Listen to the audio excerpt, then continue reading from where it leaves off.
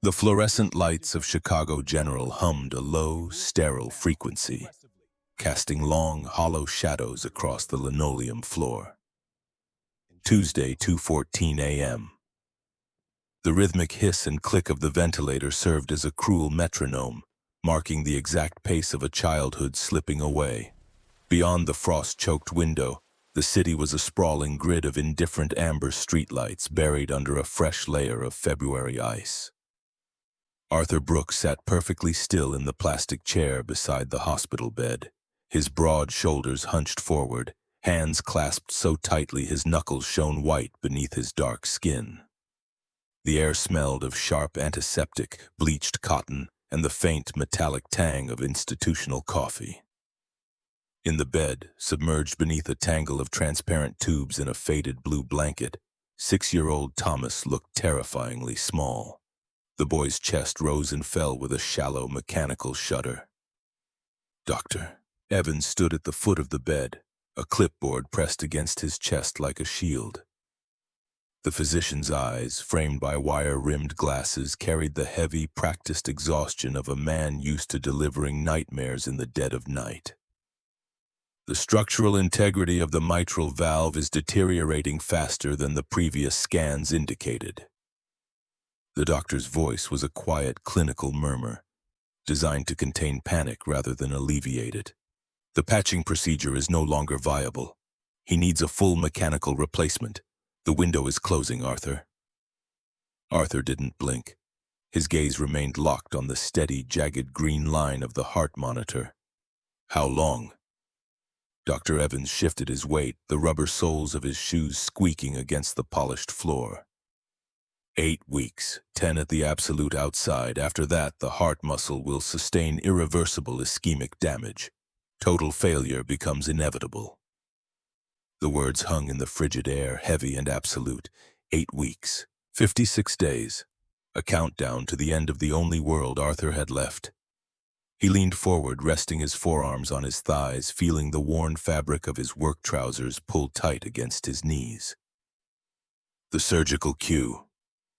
Arthur's voice was a low, resonant baritone, scraped raw by 3 consecutive sleepless nights. Put him on the priority schedule.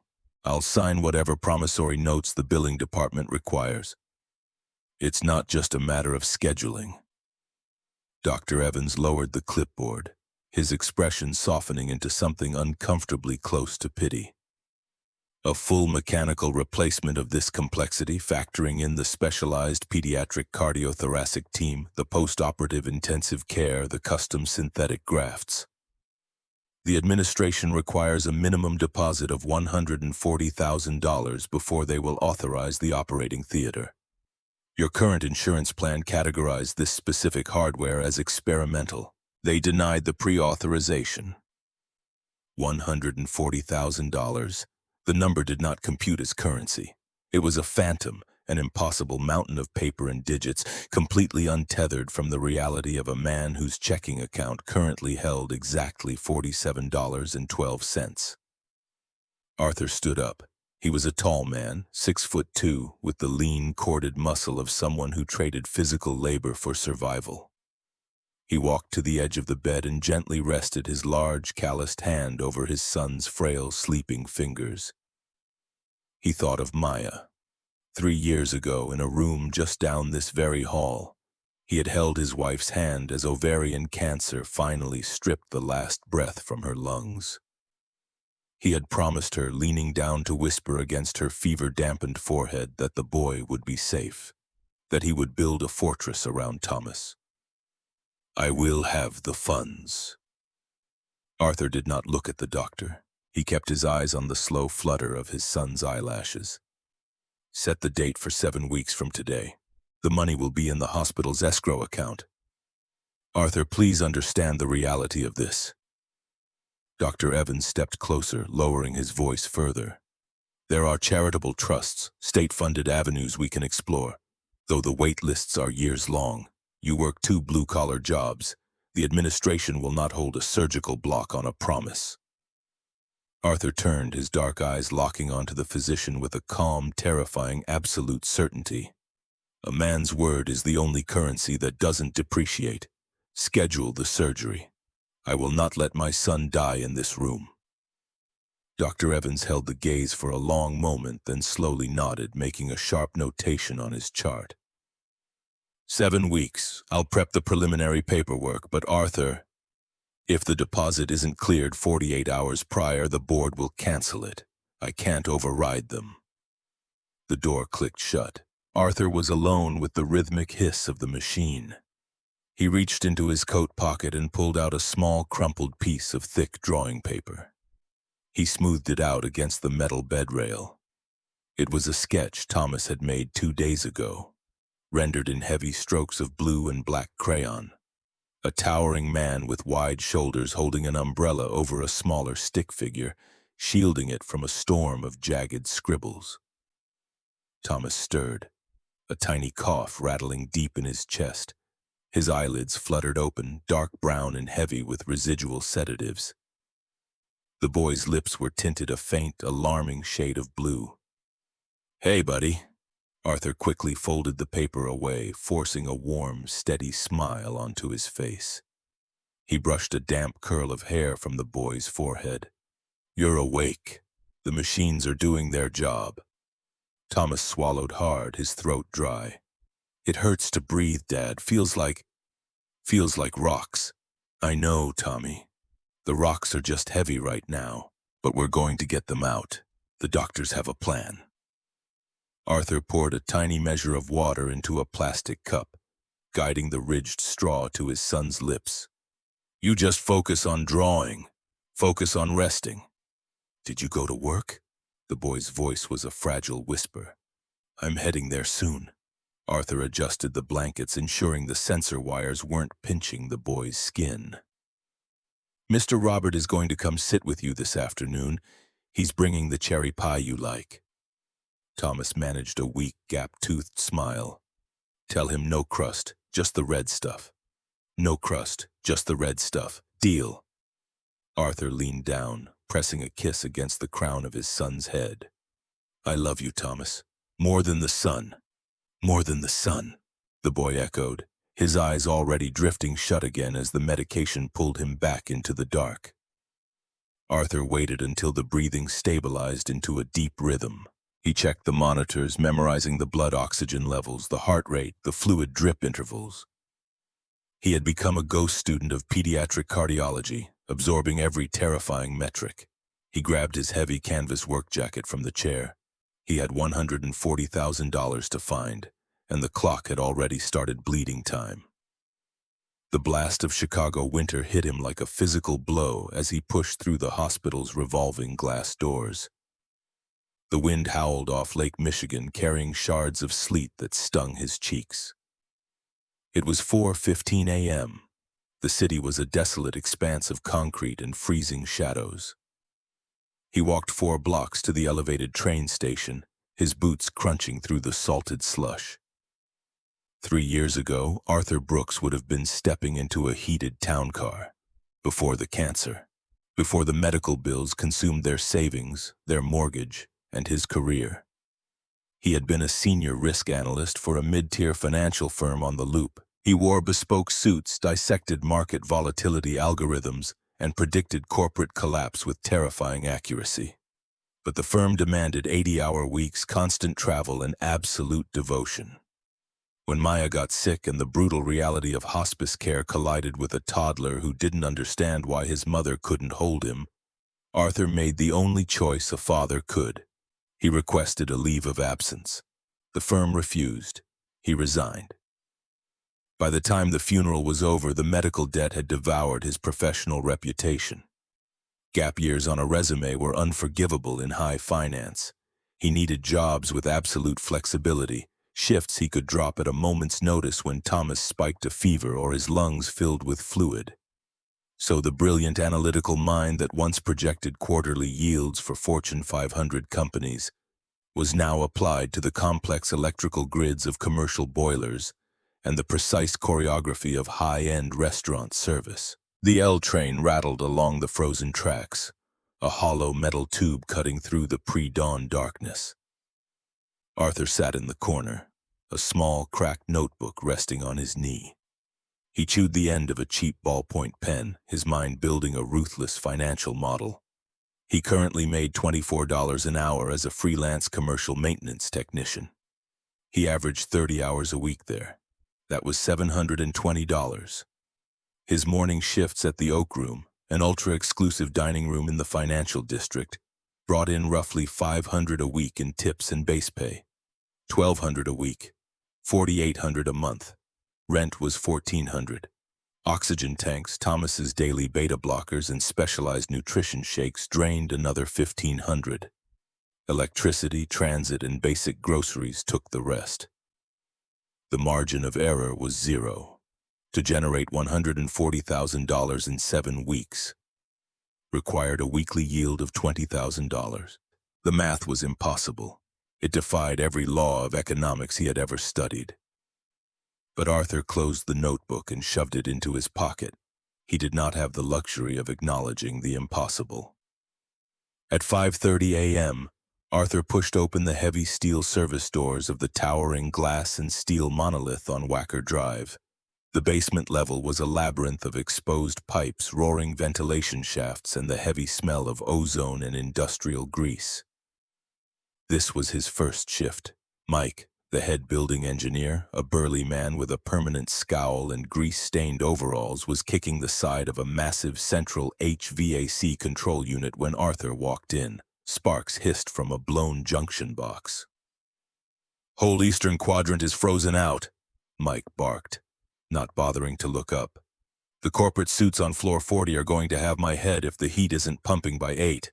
The primary relay keeps tripping the breaker. I've swapped the fuses twice. System's garbage." Arthur dropped his canvas bag on a metal workbench. He unzipped his jacket, pulled a pair of heavy rubberized gloves from his back pocket, and walked over to the open electrical panel. He didn't just see a jumble of colored wires and blown fuses. His mind automatically mapped the circuitry, tracing the flow of current like he used to trace capital through shell corporations.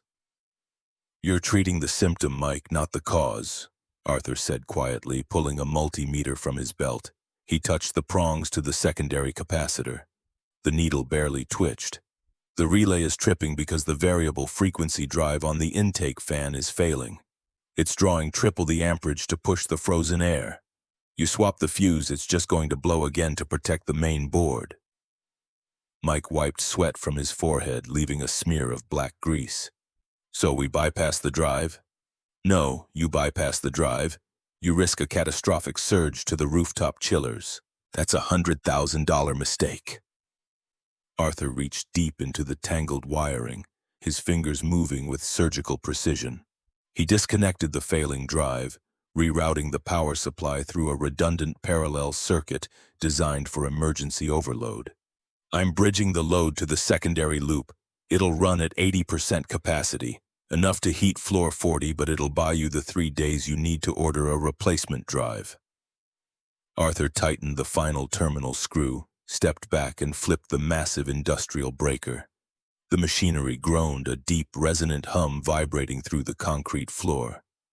The red warning lights on the diagnostic panel flickered, then shifted to a steady operational green. Warm air immediately began cycling through the massive overhead ducts. Mike stared at the panel, then looked at Arthur, shaking his head. "You're wasted down here, Brooks. You got a brain like a supercomputer. Why the hell are you turning wrenches in a basement?"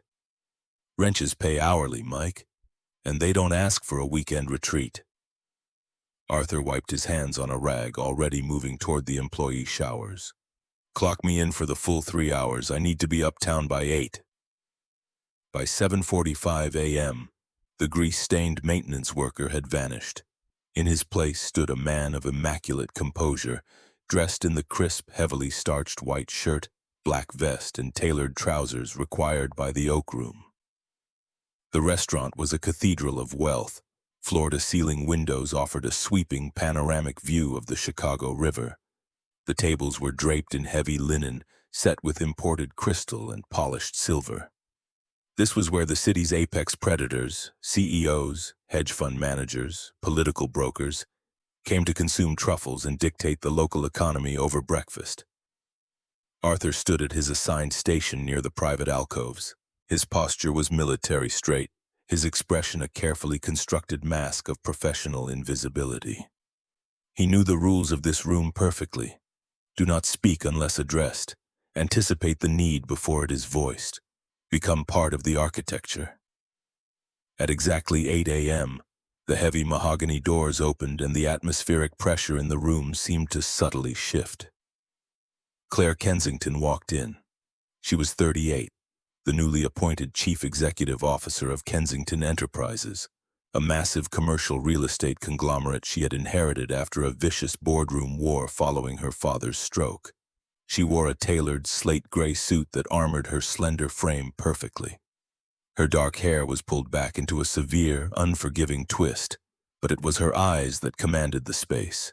A pale, icy blue that scanned the room with the ruthless calculation of a general surveying a battlefield. She projected an aura of absolute terrifying competence, masking a deep, isolating loneliness that Arthur, an expert in reading hidden deficits, recognized instantly. The maitre d' scrambled to escort her to her preferred table in the corner alcove, a secluded spot flanked by heavy velvet curtains. Arthur moved silently, pouring the chilled, sparkling water precisely as she sat down, the water level stopping exactly 1 inch from the crystal rim. Claire did not look at him. She immediately opened a thick leather portfolio, her eyes darting across a spreadsheet detailing corporate acquisitions. She was fighting a war on 2 fronts, hostile competitors trying to bleed her market share and internal vultures circling her leadership. Chief among them was Richard Vance, her former fiancé and current majority shareholder, a man who viewed her ascension as a personal insult to be corrected through sabotage. Black coffee, no sugar. The smoked salmon, lightly poached egg, dry rye, Claire ordered, her voice sharp, dismissive, entirely focused on the document. Immediately, Miss Kensington, Arthur replied, his voice a low, soothing hum that did not disturb her concentration. He moved toward the kitchen doors. The morning rush was beginning. The floor was a chaotic ballet of servers balancing heavy silver trays, the air thick with the smell of roasting espresso and truffles. Emma, a 19-year-old college student on her 3rd day of service, came rushing out of the kitchen. She was carrying a massive circular tray loaded with 4 heavy crystal pitchers of ice water and a stack of ceramic plates. Her hands were shaking. She was visibly overwhelmed, her eyes wide with panic as she navigated the narrow corridor between the bustling tables. Arthur saw the disaster forming 3 seconds before it happened. It was a failure of spatial mechanics. Emma's trajectory was angled too sharply toward the corner alcove. Her left foot caught the thick raised seam of the Persian rug separating the main dining floor from the private sections. The physics were undeniable. Emma lunged forward, a sharp gasp escaping her throat. The heavy tray pitched violently. 4 pitchers of ice water launched into the air, a crystalline wave of disaster aimed directly at the back of Claire Kensington's pristine gray suit. Arthur did not think. He moved. He crossed the 6 feet of open space with terrifying speed, a blur of white and black. He didn't reach for the tray, it was already gone. Instead, he lunged directly into the path of the falling water, his broad back absorbing the entire impact. The ice water slammed into his spine, soaking through his vest and shirt in a freezing, heavy shock. The crystal pitchers shattered against the hardwood floor with a deafening crash, sending shards of glass exploding in all directions. Silence slammed into the dining room. Dozens of wealthy patrons stopped eating, forks suspended in midair. Claire Kensington jerked upright, dropping her pen, her eyes wide as she turned around. She saw the shattered glass, the terrified, weeping teenager on the floor, and the tall, broad-shouldered waiter standing perfectly still, water dripping steadily from his soaked uniform onto the Persian rug. Not a single drop had touched her. The restaurant manager, a high-strung man named Gregory, came sprinting across the floor, his face flushed purple with rage. He looked at the mess, then glared down at Emma, who was desperately trying to gather the broken glass with bare, trembling hands. "You clumsy, incompetent idiot!" Gregory hissed, his voice carrying the sharp whip of corporate cruelty. "Get up! Get out of this dining room! You are fired! Do not even bother clocking out!" Emma let out a ragged sob, tears streaking her makeup as she scrambled to her feet, humiliated in front of the city's elite. Arthur stood up straight. The freezing water clung to his skin, but his posture remained absolute rock. He stepped squarely between the furious manager and the weeping girl. "The termination is unwarranted, Gregory," Arthur said. His voice was not loud, but it carried a deep, resonant authority that commanded the entire alcove. It was the voice of a man who used to dictate terms to Wall Street bankers. Gregory blinked, momentarily derailed by the shift in power. "Excuse me? Brooks, look at this mess. She almost drenched Ms. Kensington. She tripped on the uneven seam of the rug, a maintenance issue I logged in the hazard book 3 days ago," Arthur stated, his gaze level, unyielding. "Furthermore, I was stationed in the blind spot of the corridor. I impeded her line of sight. The fault is shared." Gregory sneered, looking at Arthur's soaked shirt. "You're covering for her. I saw the whole thing. She dropped it." Arthur stepped 1 inch closer. He looked Gregory directly in the eyes. "Dignity isn't a luxury you can price, Gregory. It's the spine that keeps a man standing. I have dignity. I deserve respect, and so does she. I take my share of the blame. If you fire her for a structural hazard, you will be replacing 2 servers this morning." The manager's mouth opened, but no words came out. The threat was real. Arthur was the most efficient, flawless server on the floor, handling the VIPs with effortless grace. Losing him mid-shift would be a disaster. Claire Kensington sat frozen in her leather chair, her pale blue eyes locked onto Arthur. She was a woman who navigated a world built entirely on blame deflection, corporate backstabbing, and the constant, desperate scrambling for power. She watched men in $1,000 suits throw their subordinates under the bus every single day to save a fraction of a percentage point. And here was a waiter, earning a marginal wage, soaking wet, putting his own livelihood on the line to shield a terrified teenager from the wrath of middle management. He didn't ask for credit. He didn't cower. He stood his ground with a moral clarity that struck Claire like a physical blow. "Gregory?" Claire's voice cut through the tension, sharp and cold as a scalpel. The manager spun around, instantly transforming from a tyrant to a sycophant. "Miss Kensington, I am so profoundly sorry for this disruption. I assure you, you will assure me of nothing," Claire interrupted, picking up her pen and turning her attention back to her spreadsheet. "The rug is a hazard. Have it fixed. The girl stays, and this man—" She paused, her eyes flickering up to meet Arthur's dark, calm gaze. "Will be the only server permitted to attend my table from now on. Is that understood?"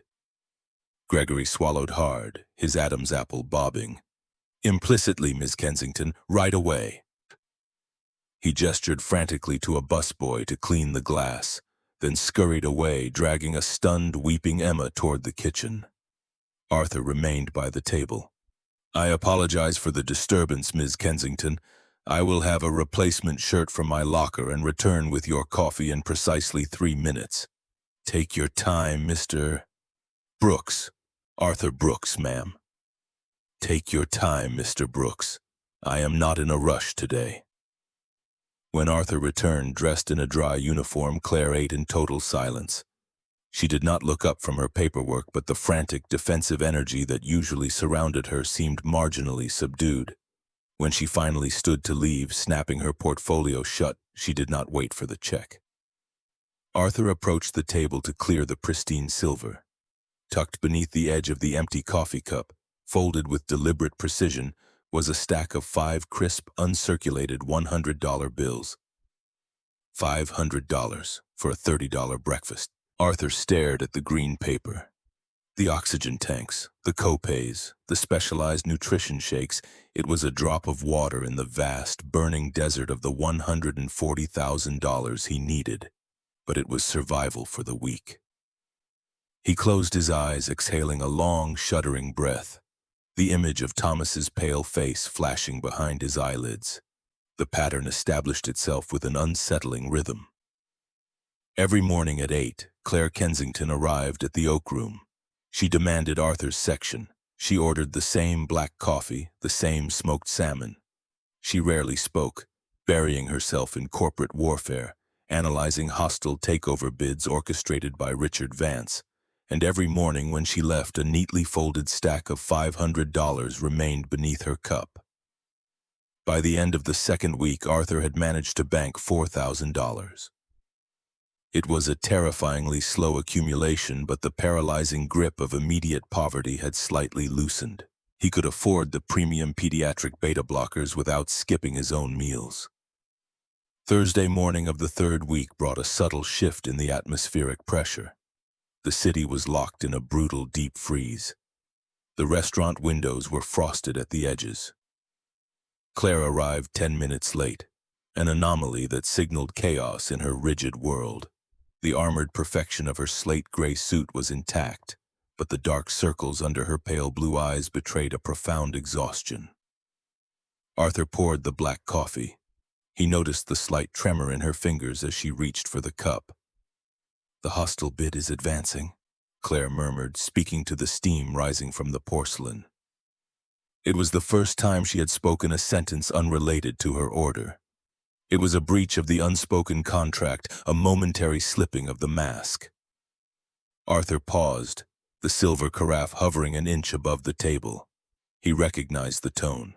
It was the sound of a commander realizing the fortress walls were breached. He relied on his instinct, the analytical mind that still processed data faster than anyone in the room. "A hostile bid only thrives on perceived instability, Ms. Kensington," Arthur said quietly, his voice a steady anchor in the quiet alcove. "If the board senses fear, the stock price dilutes. The predator uses your equity to finance his own attack." Claire froze. She slowly looked up, her piercing blue eyes locking onto the waiter. Her mind, usually operating a dozen chess moves ahead, ground to a halt. A server bringing coffee had just accurately summarized the exact leveraged buyout strategy Richard Vance was deploying against her company. "Where did you learn corporate defense strategy, Mr. Brooks?" she asked, her voice dropping to a cautious whisper. Arthur's face remained an impassive mask, but a flicker of old grief sparked in his dark eyes. "I read a great deal, ma'am. Will there be anything else?" "Stay exactly where you are." Claire closed her portfolio. She leaned back in her leather chair, really looking at him for the first time. She didn't just see the crisp white shirt or the practiced posture. Her eyes tracked downward, landing on his shoes. They were black leather Oxfords. High quality, perhaps Italian, but they were old.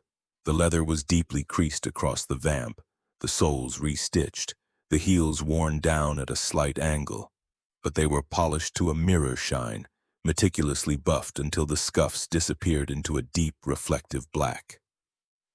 Claire's father, a ruthless, self-made titan of industry, had told her once before he died, "You can measure the exact weight of a man's character by how he treats the things he cannot afford to replace. A man who polishes broken leather hasn't given up. He's preparing for a war." "You work another job before you come here," Claire stated. It wasn't a question. She could see the faint shadow of industrial grease permanently etched into the cuticles of his large, capable hands. "Maintenance, ma'am. Commercial HVAC. You have the intellect of a senior analyst, the protective instinct of a bodyguard, and you work maintenance and food service."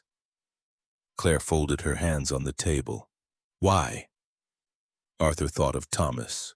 He thought of the terrifying rhythmic beep of the hospital monitor, the blue tint on his son's lips, the countdown of the 56 days that haunted every waking second of his life. "I require schedule flexibility," Arthur answered, his voice tightening slightly. "My son, Thomas, he is 6. He was born with a severe mitral valve defect. He requires constant medical supervision. The corporate sector does not accommodate the unpredictable nature of pediatric heart failure." The words hung in the air between them. Claire felt a sudden sharp ache in her chest, a strange, hollow sensation she hadn't experienced in years. She lived in a world where men traded companies like poker chips, where crisis meant a dip in quarterly dividends. Here was a man fighting a literal battle for his child's heartbeat, fighting it with a quiet, devastating dignity that made her own corporate wars feel suddenly violently trivial. "How much time does he have?" Claire asked softly. 5 weeks, Arthur replied, his dark eyes meeting hers with unflinching honesty. "Without a total mechanical replacement. The deposit is $140,000. I am currently saving." Claire did the math instantly. It was the curse of her profession. A waiter and a maintenance man could not save that amount in 5 weeks. It was an impossibility. Yet looking into Arthur Brooks's eyes, she saw no defeat. She saw only a terrifying, absolute resolve. He would tear the copper wire out of the city grid with his bare hands before he let his son die. She opened her leather portfolio and pulled out a heavy, cream-colored business card, embossed with a silver crest. She slid it across the linen tablecloth. "I am hosting a private dinner tomorrow evening at my residence, a gathering of senior board members. It is highly sensitive. The catering staff provided by the firm is indiscreet. I require someone who understands the architecture of a room, who knows how to be invisible, and who possesses absolute integrity." Claire looked up, her pale eyes locking onto his. "I will pay you $2,000 for 4 hours of service." $2,000. Arthur stared at the embossed silver crest. It was a massive leap forward. It was 4 days of premium medication, a direct infusion into the escrow account that held Thomas's life. But more than the money, Arthur recognized the shift in the power dynamic. The Ice Queen was not offering charity. She was hiring competence. She was recognizing his dignity. "I will be there, Miss. Be there. Kensington," Arthur said, carefully picking up the card and sliding it into his vest pocket. "What time?" 7 o'clock. The address is on the card." Claire stood up, buttoning her suit jacket. The armored facade slid back into place, but the absolute coldness in her eyes had thawed, replaced by a calculating, quiet respect. As she walked toward the exit, she didn't leave the $500 under the cup. She had offered something vastly more dangerous. She had offered him entry into her world. That evening, the biting Chicago wind rattled the thin glass of Arthur's apartment window. The space was tiny, a cramped one-bedroom walk-up over a dry cleaner in the South Loop. The heat worked sporadically, forcing Arthur to tape thick plastic sheeting over the drafty frames. But the walls were covered in Thomas's drawings, explosions of crayon color depicting superheroes, spaceships, and tall men holding umbrellas. Arthur stood by the small kitchenette, boiling water for pasta. Robert, the 60-year-old owner of the diner down the street, sat in the worn armchair by the radiator. Robert was a fixture in their lives, a surrogate grandfather who smelled permanently of black coffee and frying bacon. He was currently losing a game of checkers to Thomas, who sat cross-legged on the rug, an oxygen cannula looped over his small ears, the clear plastic tubing trailing to a heavy green tank near the sofa. "King me, Mr. Robert," Thomas announced, his voice raspy, a wide, gap-toothed smile breaking across his tired face. Robert chuckled, a deep, rumbling sound. He moved the plastic checker. "You're a ruthless tactician, Tommy. You got your daddy's brain, that's for sure. No mercy for an old man." Arthur watched them, a fierce, protective warmth blooming in his chest, instantly chased by the cold dread of the ticking clock. 5 weeks. 35 days.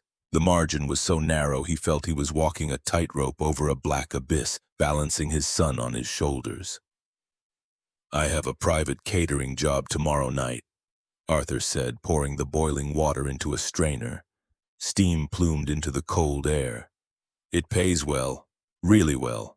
2,000. Robert looked up, his thick gray eyebrows raising. $2,000 for one night of pouring wine? Who are you working for, the ghost of Al Capone?" "A CEO, a regular from the Oak Room." Arthur served the pasta into 2 plastic bowls, adding a small amount of butter and cheese to Thomas's. He had to pack the calories in. The boy was losing weight too fast. It's legitimate, but I need you to watch him until midnight. You know I will, Arthur. Don't even ask. Robert stood up, his joints popping, and walked over to the narrow counter. He lowered his voice so the boy wouldn't hear. But you be careful. People with that kind of money, they don't hand out favors, they buy leverage. You make sure you know exactly what you're stepping into. I'm stepping into the surgical deposit, Arthur replied, his jaw tight. I don't care about their leverage. I care about the heartbeat monitor. He carried the bowl over to Thomas. The boy looked up, his dark eyes large and solemn in his thin face. He pushed a piece of drawing paper toward Arthur. I drew the lady, Thomas said softly. Arthur looked at the paper. It was a stark departure from the boy's usual colorful explosions. It was a figure drawn entirely in gray and black crayon. A woman in a suit, standing inside a tall glass bowl. There were no monsters, no storms, just the woman, completely isolated. What lady, Tommy? Arthur asked, a strange chill crawling up his arms. The one you told Mr. Robert about, the one with the money. Thomas pointed a small, trembling finger at the drawing. The lady with no smile, she's trapped in the ice. Children possess a terrifying, unvarnished wisdom. They do not see the armored suits, the bank accounts, or the corporate titles. They see the emotional frequency of the room. Thomas, who spent his days observing the world through the slow, agonizing filter of a failing heart, had perfectly diagnosed the chief executive officer of Kensington Enterprises. She's not trapped, buddy, Arthur said, taking the drawing and folding it carefully. She's just fighting her own kind of battles. Are you fighting bad guys, Daddy? Thomas asked, taking a tiny bite of the pasta, the effort already exhausting him. I'm just fixing the pipes, Tommy, just making sure the heat stays on. Arthur smoothed the boy's hair, forcing down the lump rising in his throat. Intent doesn't erase impact. He could have all the good intentions in the world. He could work himself to the bone, but if he didn't secure that money, the impact would be a small, devastating slunce in this room. The next evening, the gold-leafed elevator doors of the Gold Coast high-rise opened directly into Claire Kensington's penthouse. Arthur stepped out, carrying his pressed uniform in a garment bag. The sheer scale of the wealth was disorienting. The apartment spanned the entire top floor, a sprawling expanse of white marble, floor-to-ceiling glass overlooking the glittering grid of Chicago and modern art that cost more than Arthur would earn in a lifetime. The silence in the penthouse was heavy, oppressive. It didn't feel like a home.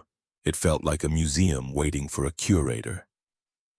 Claire's head of staff, an older, severe woman named Mrs. Higgins, directed Arthur to the massive stainless steel catering kitchen. Ms. Kensington expects absolute discretion. The guests are arriving at 7:30. Pour the wine, clear the plates. Do not linger, do not listen. Understood? Perfectly, Arthur said.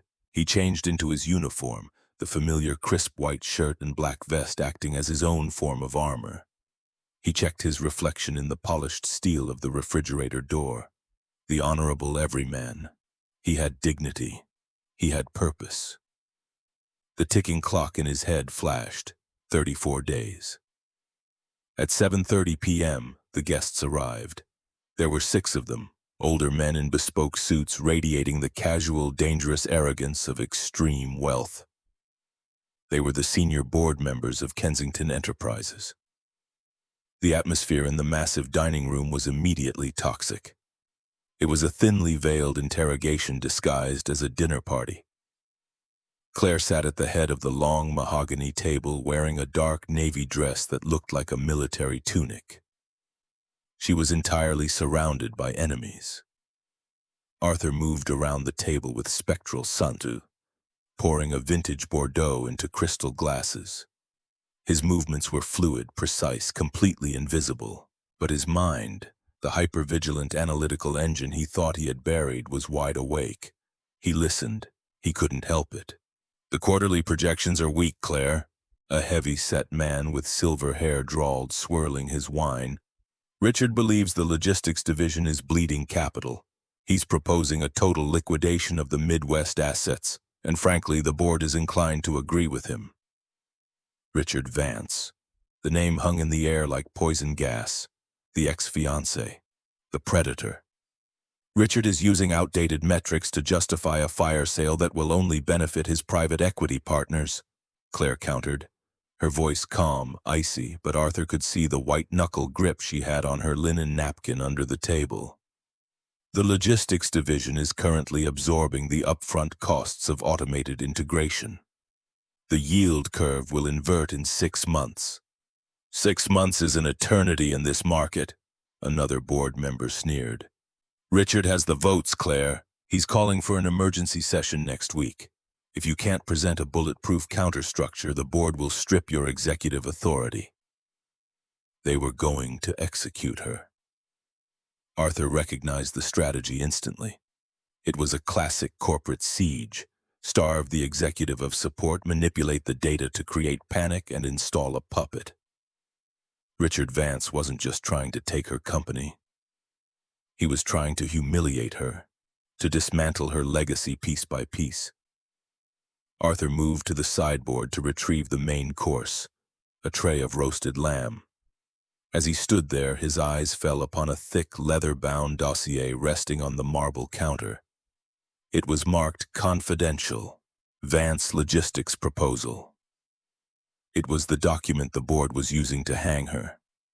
Arthur shouldn't have looked. It was a violation of the absolute rule of service, but the numbers drew him in.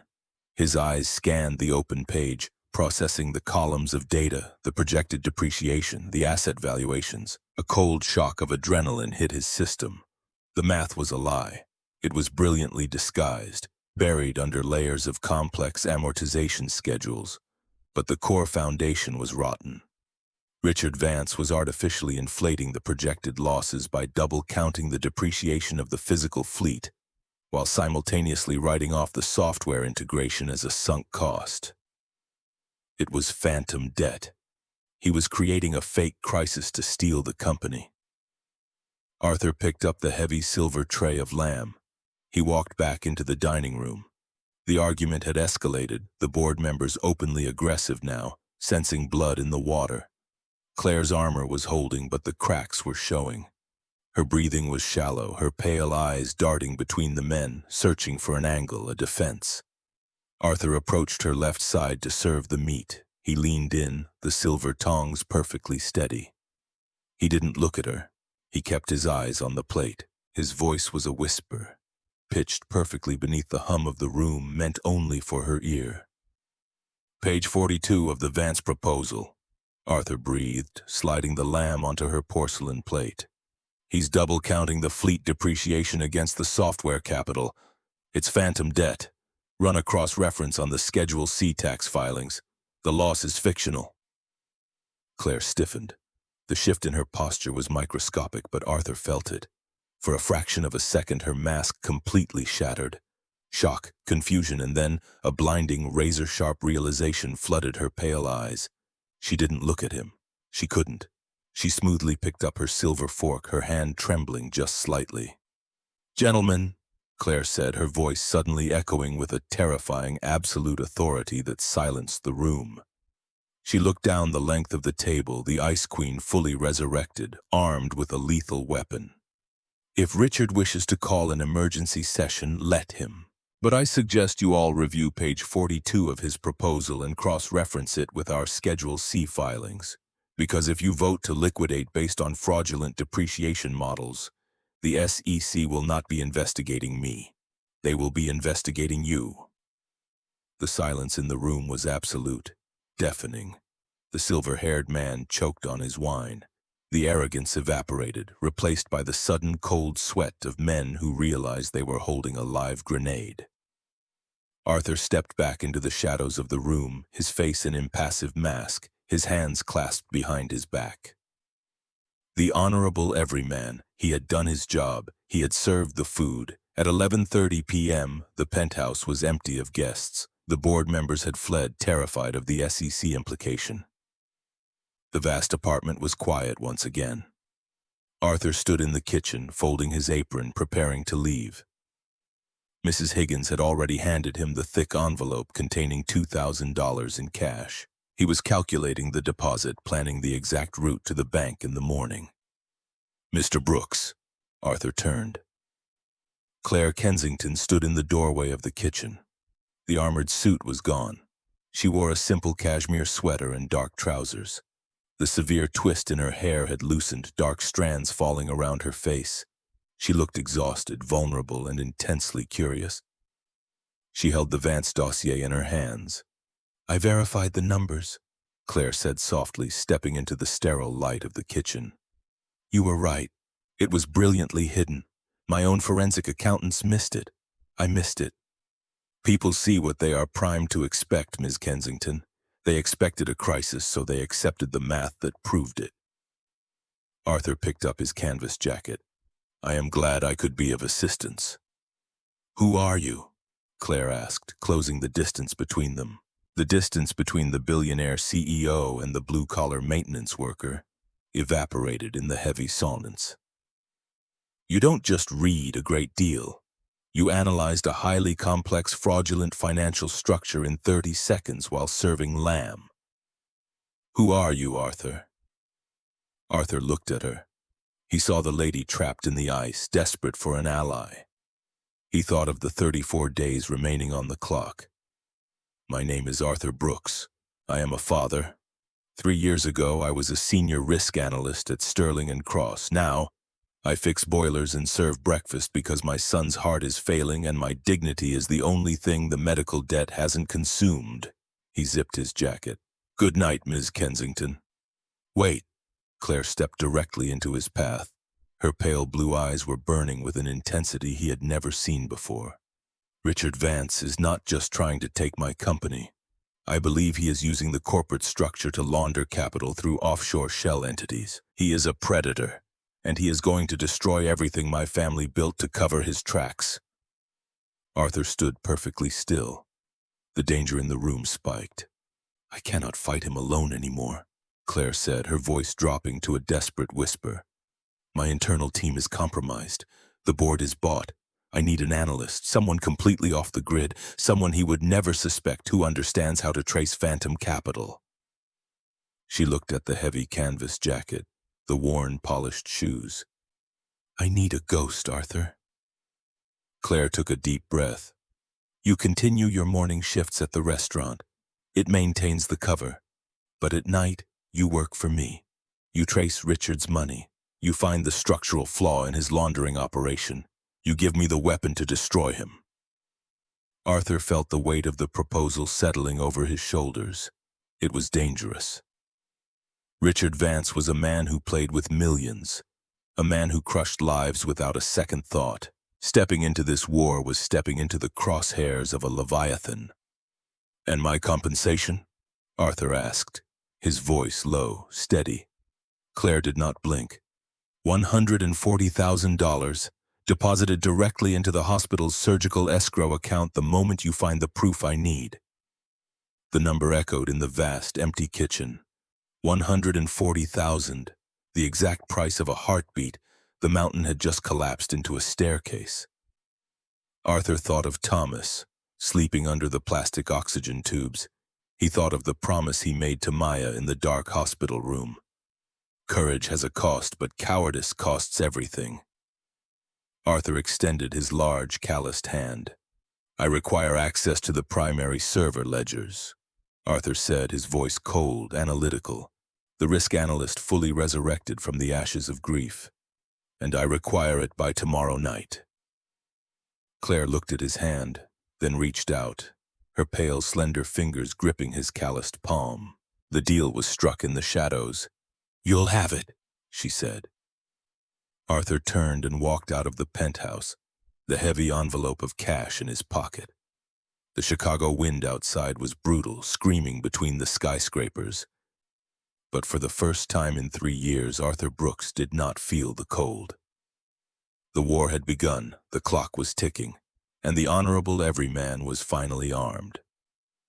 The digital glow of the laptop screen cast a harsh blue pallor across the cramped kitchen. Outside the plastic-sealed windows, the Chicago wind howled a relentless, mournful pitch against the brickwork of the South Loop. It was 3:17 a.m. The rhythmic mechanical hiss of Thomas's oxygen concentrator provided a steady baseline to the frantic clicking of a mouse. Arthur rubbed his eyes, the heels of his hands pressing hard against his orbital bones until starbursts danced in his vision. The fatigue was no longer just a physical sensation. It was a heavy, living entity wrapped around his spine, pulling him toward the floor. 28 days remained. The countdown was a permanent burning brand on the inside of his skull. The encrypted flash drive Claire had provided was a labyrinth of corporate obfuscation. Kensington Enterprises moved billions of dollars across the globe daily, a surging ocean of capital. Richard Vance was siphoning water from that ocean drop by drop, using a network of domestic shell companies to mask the theft. Arthur's eyes traced the cascading lines of the general ledger, his mind shifting into the hyper-analytical gear he hadn't used since Wall Street. The numbers were beautiful in their terrible logic. He tracked a series of anomalous vendor payouts originating from the logistics division. Millions of dollars allocated for fleet modernization and proprietary software upgrades. The capital flowed into a corporate account in Chicago, then immediately fragmented. Arthur's fingers flew across the worn keyboard, pulling up domestic registry databases. He traced the fragments. They were funneling into 3 distinct limited liability companies registered in Nevada. The LLCs had no physical storefronts, no payroll records, and their corporate officers were listed as anonymous proxy services. It was ghost architecture. A sharp, jagged cough echoed from the living room. Arthur instantly pushed back from the table, the wooden chair scraping against the linoleum. He crossed the short distance in 3 long strides, dropping to his knees beside the fold-out sofa. Thomas was curled onto his side, his small hands clutching the faded blue blanket. The clear plastic cannula had slipped slightly from his nostrils. Arthur gently adjusted the tubing, smoothing the sweat-dampened curls from the boy's forehead. The child's skin felt too cool, the dreadful faint blue tint lingering around his lips despite the steady flow of concentrated oxygen. Arthur rested his calloused hand flat against the boy's narrow chest. He could feel the erratic, terrifying flutter of the failing mitral valve beneath the ribs. A desperate, broken rhythm, a fierce, protective agony bloomed in his throat. He leaned down, pressing his forehead against the mattress beside his son's pillow. He allowed himself exactly 10 seconds of weakness, 10 seconds to feel the crushing, suffocating weight of the universe bearing down on this tiny apartment. Then he inhaled deeply, locking the terror away in a reinforced vault in his mind. Panic was a luxury. Survival required absolute cold calculation. He stood up, adjusted the thermostat to push a meager wave of warm air into the room, and returned to the laptop. The Nevada LLCs were just a staging ground. The money couldn't stay there. It had to be consolidated and cleaned. Arthur initiated a complex algorithmic search, cross-referencing the tax identification numbers of the Nevada proxies with property records and asset management firms. The cursor blinked steadily on the screen, a digital heartbeat. At 4:45 a.m., the algorithm returned a hit. The fragmented funds were pooling into a blind trust registered in Delaware. Arthur pulled the corporate filing for the trust. The beneficiary was shielded, a standard legal maneuver to ensure absolute anonymity. But the managing director, the signatory authorized to move the consolidated millions, was listed in plain text: Marcus Sterling, Esquire. Arthur stared at the name. He remembered the hostile board members from the penthouse dinner. He remembered the specific arrogant drawl of the silver-haired man who had sneered at Claire's logistics data. Marcus Sterling was Richard Vance's personal attorney. The circle was complete. The phantom debt was real, and the money was flowing directly into Vance's pockets to finance his hostile takeover of the very company he was robbing. Arthur saved the dataset, partitioned the drive, and initiated a military-grade encryption sequence. He had the weapon Claire needed. Now, he just had to deliver it without blowing his cover. 4 hours later, the towering glass walls of the oak room reflected the pale, freezing morning sun. The dining room hummed with the quiet, expensive murmur of power breakfasts. Arthur stood at his station, his posture rigid, his white shirt blindingly crisp. The physical exhaustion was buried deep under layers of adrenaline and professional discipline. Claire Kensington walked through the heavy mahogany doors at precisely 8 a.m. The dynamic had fundamentally shifted, though to the casual observer nothing had changed. She wore a tailored suit of midnight blue, her expression the familiar, impenetrable mask of the Ice Queen. She did not look at him as the maitre d' escorted her to the corner alcove. Arthur approached with the silver water pitcher. He poured the chilled liquid, the ice clinking softly against the crystal. A sleek black leather check presenter lay flat against the linen tablecloth, positioned exactly 2 inches from her left hand. "The smoked salmon, dry rye, black coffee," Claire ordered, her eyes fixed on the Financial Times open before her. "Immediately, Ms. Kensington." Arthur's voice was a low, deferential hum. As he turned to leave, his left hand brushed the edge of the table. In a movement so fluid it defied detection, he slid a tiny encrypted micro-USB drive beneath the leather flope of the check presenter. Claire did not react. Her eyes continued to scan the newsprint. From across the dining room, Gregory, the restaurant manager, stood near the hostess stand. His eyes were narrowed, tracking Arthur's movements. Ever since the incident with the spilled water, Gregory had harbored a quiet, simmering resentment toward his best server. He resented Arthur's unnatural composure, the quiet dignity that refused to bow to petty managerial tyranny. Gregory watched the brief interaction at the corner table, his predatory instincts twitching, sensing an anomaly he couldn't quite define. When Arthur returned with the silver tray bearing her breakfast, the check presenter was gone, vanished into the depths of Claire's designer handbag. She took a slow sip of the black coffee. "The board is demanding a preliminary vote on the logistics liquidation by Friday." Her voice was barely a whisper aimed down at the porcelain cup. "The Delaware Trust," Arthur murmured, adjusting the silverware with microscopic precision. "Marcus Sterling is the managing signatory. The Nevada LLCs are just a funnel. It's a closed loop, financing the takeover with stolen capital. The data is on the drive. You have the leverage." A fraction of the tension left Claire's shoulders. The armored facade softened, just for a millisecond, revealing the exhausted, deeply isolated woman beneath. "Tonight, 8 o'clock, Claire breathed. "I need you to walk me through the forensic routing. I need to understand the exact architecture before I drop the guillotine on the board." Arthur froze, the silver tray hovering at his side. He thought of Robert, who was pulling a double shift at the diner today. He thought of the erratic, terrifying rhythm of the mitral valve. "I am unavailable tonight, Ms. Kensington." Claire finally looked up, her pale blue eyes sharp with sudden alarm. In her world, subordinates did not refuse a direct summons. "This is the critical phase, Arthur. The data requires context." "My son requires his father," Arthur replied, his voice a steady, immovable stone. "The evening caregiver is unavailable. I cannot leave him alone in the apartment. The medical risk is too high." The Ice Queen stared at the waiter. She was accustomed to buying time, loyalty, and priority.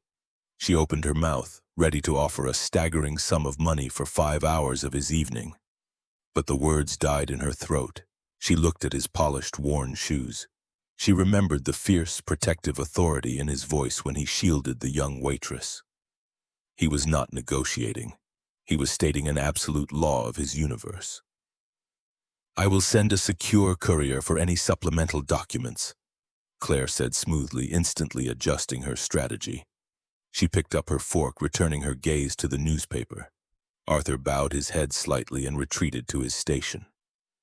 The honorable everyman did not compromise his core duties. Not for billionaires, not for corporate wars. The evening sky over Chicago bruised into a deep, freezing purple. The wind battered the south loop, rattling the street signs and whistling through the alleyways. Inside the small apartment, the air was thick with the smell of cheap heating coils and the antiseptic tang of medical supplies. Arthur sat on the edge of the fold-out sofa, a worn hardcover book resting on his knees. Thomas was propped up against a mountain of pillows, the oxygen cannula taped securely across his cheeks. The boy's breathing was labored, a wet, heavy sound that sent spikes of raw terror straight into Arthur's heart. "Read the one about the mountain, Daddy?" Thomas whispered, his dark eyes heavy with exhaustion. Arthur opened the book. It wasn't a fairy tale. It was an old, illustrated collection of Greek myths he had found at a thrift store. "Atlas," Arthur began, his deep baritone filling the small room, a vibration that seemed to settle the frantic energy in the air. He was a titan, the strongest of them all, but he was given a terrible job. He had to stand at the very edge of the world and hold the entire sky on his shoulders. "Was it heavy?" Thomas asked, coughing weakly. "Heavier than anything you can imagine, Tommy. It pushed him down. It made his bones ache and his muscles burn. Every single day the sky tried to crush him." Arthur turned the page, showing an illustration of a massive, kneeling figure straining beneath a dark, starry dome. But he never let go, because he knew if he dropped it, the sky would fall and crush everyone he loved. He built a wall with his own strength. "You hold the sky, Daddy," Thomas murmured, his eyes drifting shut. Arthur's throat tightened. He reached out, his large hand gently resting on the boy's chest, feeling the broken heartbeat. "I just hold the umbrella, buddy. You're the one fighting the storm." A sharp, authoritative knock echoed from the apartment door. Arthur stood up instantly, his protective instincts flaring. He glanced at the clock on the microwave. 8:15 p.m. Robert had a key and no one else visited this apartment. He crossed the small kitchen, his boots silent on the linoleum, and peered through the scratched peephole. He froze. Standing in the dimly lit, graffiti-scarred hallway, flanked by two massive men in dark suits, was Claire Kensington. She was wearing a heavy cashmere overcoat, her breath pluming in the freezing air of the unheated corridor. She looked completely alien in this environment, a diamond dropped onto a concrete floor. Arthur unlocked the deadbolt and pulled the door open, blocking the threshold with his broad frame. "Miss Kensington," his voice was low, carrying a warning edge. "This is not a secure location." "The drive is brilliant, Arthur," Claire said, ignoring the warning. She stepped forward, her pale blue eyes locking onto his. "But the legal team needs the raw hexadecimal outputs to verify the Nevada proxy servers before we can file the SEC injunction. I couldn't risk transmitting it digitally. Vance's people are monitoring the network." She held up a sleek, black leather briefcase. Arthur looked at the two security details flanking her. "They wait in the hall." "Wait by the stairs," Claire instructed the men. They nodded, retreating silently down the corridor. Arthur stepped aside, allowing her to enter. Claire stepped into the apartment. The sensory shock was immediate. She lived in penthouses with climate-controlled, purified air. Here the air was thick, carrying the smell of boiled pasta and ozone from the straining space heater. The plastic taped over the windows billowed slightly with the drafts. The space was incredibly cramped, dominated by the fold-out sofa and the hulking green oxygen tanks standing in the corner like iron sentinels. But her eyes were drawn to the walls. They were covered, edge to edge, in vibrant, chaotic crayon drawings, a riot of color against the peeling wallpaper.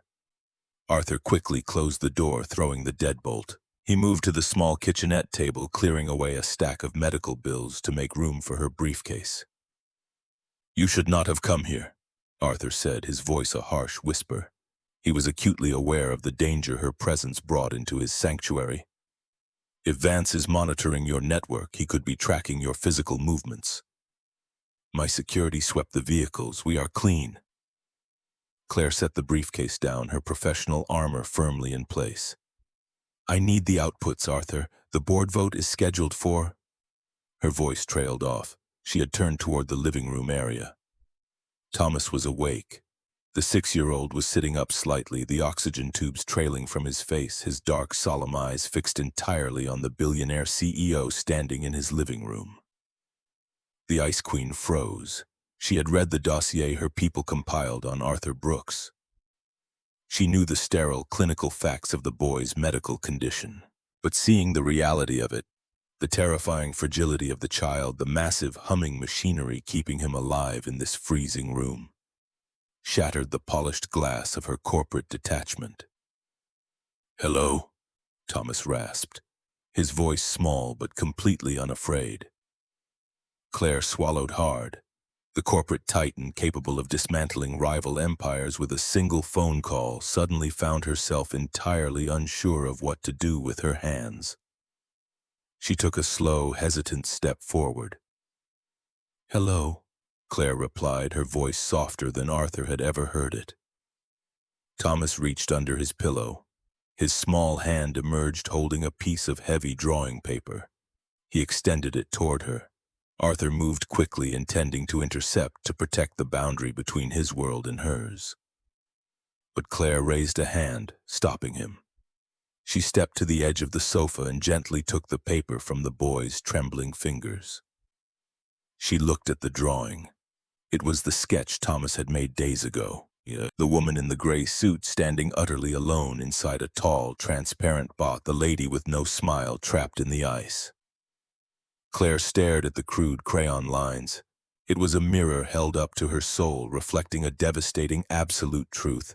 She had spent a decade building an impenetrable fortress around herself, a fortress of wealth, power, and ruthlessness. She had believed it was armor. This dying child, with a few strokes of wax color, had correctly identified it as a prison. A sudden, fierce, burning sensation pricked the back of her eyes. "I have something for you too," Claire whispered. She turned back to her briefcase, snapping the brass latches open. She bypassed the thick stacks of financial documents and pulled out a sleek blue manila folder. She handed it to Arthur. Arthur opened the folder. The letterhead belonged to Northwestern Memorial, the most advanced research hospital in the Midwest. "Dr. Aris Thorne is the leading cardiothoracic pediatric surgeon in the country," Claire said, her voice trembling slightly, shedding the last remnants of the Ice Queen persona. "I sit on the hospital's board of directors. I called in a favor. Dr. Thorne has reviewed Thomas's charts. He believes the mechanical replacement is viable, and he has moved Thomas to the top of his surgical queue for the moment the deposit clears." Arthur stared at the name on the paper. Dr. Thorne was a legend, a surgeon Arthur couldn't even get on the phone, let alone secure for an operation. "You used your leverage," Arthur said softly, looking up at her. "I can rebuild a corporate empire from ashes," Claire said, looking back at Thomas, a single rogue tear escaping her severe control to trace a line down her cheek. "But I have no idea how to build a family. You are fighting for the only thing that actually matters, Arthur. I won't let you lose." The emotional breakthrough was profound, a sudden, tectonic shift in the room. The transaction had transformed into a genuine alliance. Arthur stepped to his laptop, his fingers flying across the keys. He pulled the raw hexadecimal outputs, the irrefutable digital DNA linking Richard Vance's domestic trusts to the Nevada shell companies. He transferred the data to a fresh encrypted drive and handed it to Claire. "This is the kill shot," Arthur said, his dark eyes locking onto hers. "You present this to the board, Vance goes to federal prison." Claire took the drive, her fingers brushing against his. "I present it Friday morning. The moment the vote is called, I initiate the transfer of $140,000 into the surgical escrow. We end this, Arthur." She turned, her posture straightening, the armor pulling back over her vulnerabilities as she prepared to step back into the freezing hallway. "Keep him safe." The door locked shut behind her. Arthur stood in the quiet apartment, the blue folder feeling heavy and real in his hands. The tightrope was still suspended over the abyss. But for the first time in 3 years, he felt a safety net weaving itself beneath him. But across the city, the predators were already moving in the dark. High above the glittering grid of downtown Chicago, Richard Vance stood by the floor-to-ceiling windows of his corner office. He was a man crafted from expensive arrogance, wearing a tailored Italian suit that hung perfectly on his athletic frame. He held a crystal tumbler of scotch in one hand, watching the city lights bleed into the freezing lake. The heavy oak door to his office opened. A man in a nondescript brown overcoat stepped in, dropping a thick manila envelope onto the polished mahogany desk. "The sweeps were clean, Mr. Vance," the private investigator grated, his voice carrying the texture of crushed gravel. "She's not meeting with rival equity firms. She's not consulting external counsel. Her digital footprint is locked down tighter than the Pentagon." Vance turned, his handsome face twisting into a sneer of pure contempt. "Claire does not possess the forensic capability to untangle the logistics restructuring. Someone is feeding her the counter-narrative.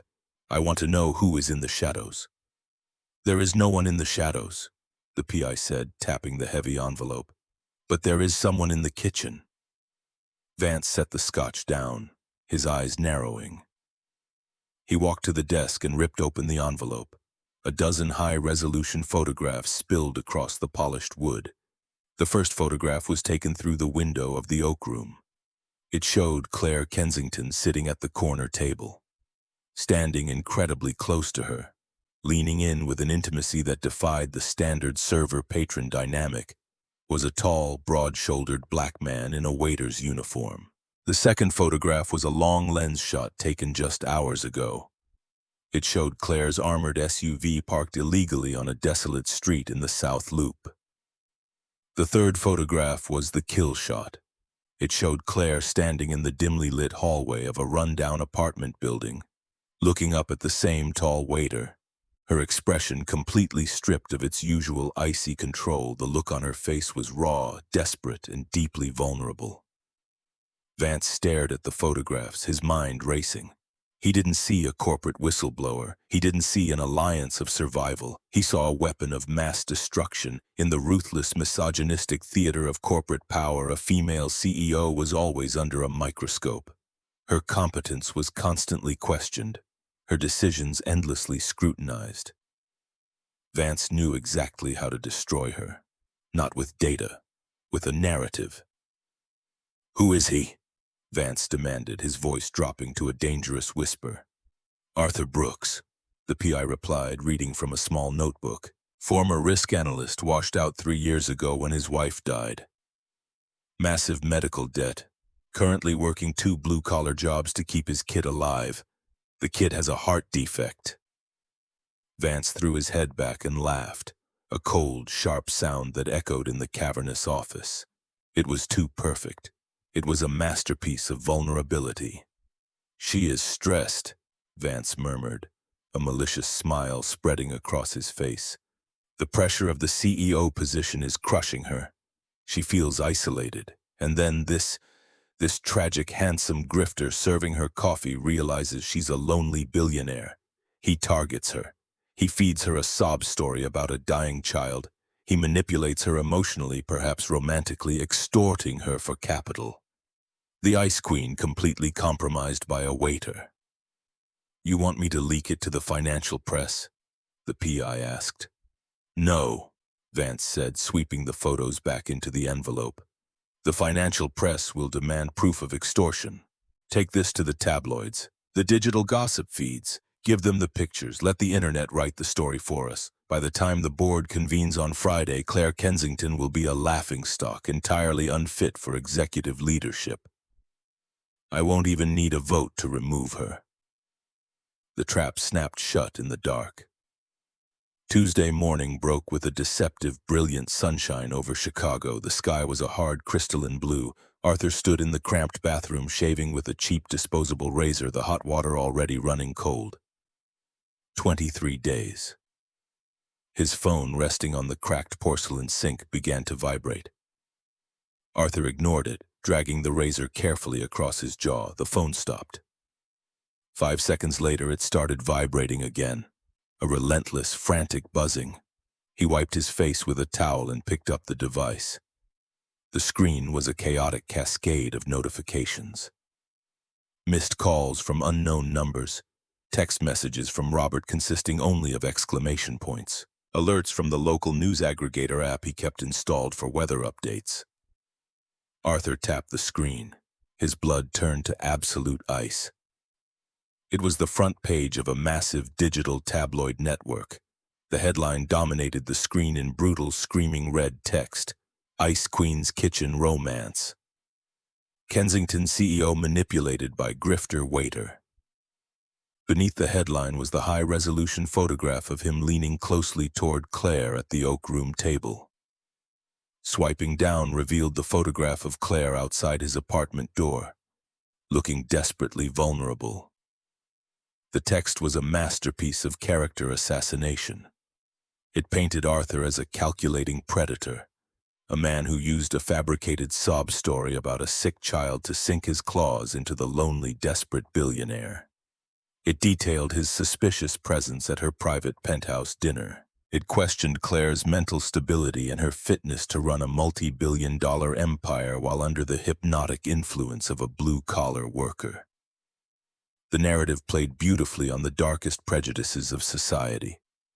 The wealthy white female victim, the dangerous, manipulative black man from the impoverished neighborhood. It was explosive, toxic, and entirely fictional. A heavy, frantic pounding shook the front door. Arthur dropped the phone, racing to the living room. Thomas was still asleep, the oxygen machine humming steadily. Arthur threw the deadbolt and yanked the door open. Robert stood in the hallway, his face ashen, still wearing his grease-stained diner apron.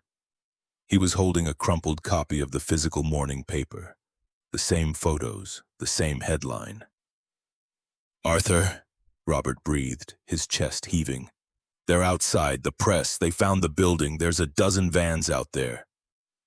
Arthur felt the floor tilt beneath his boots. The invisible ghost had been dragged, screaming, into the blinding spotlight. "Stay with Thomas," Arthur commanded, his voice eerily calm, the calm of a man watching a tsunami crest over the horizon. "Lock the door. Do not open it for anyone but me." "Where are you going?" Robert grabbed his arm. "You step out there. They're going to tear you apart." "I have a shift," Arthur said, pulling his arm free. "If I don't show up, they win the narrative. I have dignity. I don't hide." He took the back stairs, bypassing the chaotic swarm of cameras and microphones blocking the main entrance. He slipped through the alleyway, pulling his collar up against the biting wind, moving with the practiced stealth of a man used to navigating the shadows. When he arrived at the Oak Room, the situation was catastrophic. News vans lined the curb. Paparazzi were pressed against the floor-to-ceiling glass windows, their flashbulbs exploding like erratic strobe lights trying to capture the interior of the restaurant. Arthur entered through the reinforced steel service doors in the loading dock. He walked into the kitchen. The chaotic symphony of the morning prep halted instantly. A dozen line cooks, servers, and dishwashers stopped what they were doing, staring at him with a mixture of shock, morbid curiosity, and thinly veiled hostility. Gregory stood in the center of the stainless steel kitchen, his face a mask of absolute furious panic. He held a tablet displaying the tabloid article. "Brooks!" Gregory hissed, the venom in his voice sharp and uncontained. "What the hell have you done?" "I arrived for my scheduled shift, Gregory," Arthur said, keeping his posture perfectly straight, refusing to shrink under the collective stare of the kitchen. "Your shift is permanently cancelled," Gregory spat, stepping forward, pointing a trembling finger at Arthur's chest. "You are a liability. You brought a media circus to my front door. You compromised a VIP client. The corporate office called 5 minutes ago. You are terminated, effective immediately. Surrender your security badge and get off my property before I call the police." Arthur looked at the red-faced manager. The injustice burned like acid in his throat, but he did not raise his voice. He reached into his pocket, pulled out the plastic keycard, and dropped it onto the metal prep counter with a sharp clack. "A man's character is forged in the dark when the audience is gone," Arthur said, his dark eyes locking onto Gregory's terrified gaze. You fire me because you fear the cameras. You are exactly what you appear to be, Gregory, nothing more. He turned and walked back out the service doors. He pulled his phone from his pocket as he stepped into the freezing alley. There was a voicemail from Mike, the head building engineer at the HVAC company. Arthur pressed play. Brooks, look man, I saw the news. Corporate called down. They saw the pictures. They have a strict morality clause for contractors handling executive floors. They think you're a liability. They told me to cut you loose. I'm sorry, Arthur. Your tools are in a box by the loading dock. Don't come in. The phone slipped from his numb fingers, clattering against the icy asphalt. Fired from the restaurant. Fired from the maintenance job. The $4,000 he had painstakingly saved was completely severed from a viable income stream. The $140,000 required to save his son's life evaporated into the freezing Chicago air. He was drowning. The sky had finally fallen, crushing the atlas of the South Loop into the concrete. He picked up the shattered phone. He had to get back to Thomas. The journey back to the apartment was a blur of frantic survival instinct. When Arthur turned the corner onto his street, the scene had escalated into a nightmare. The media presence had doubled.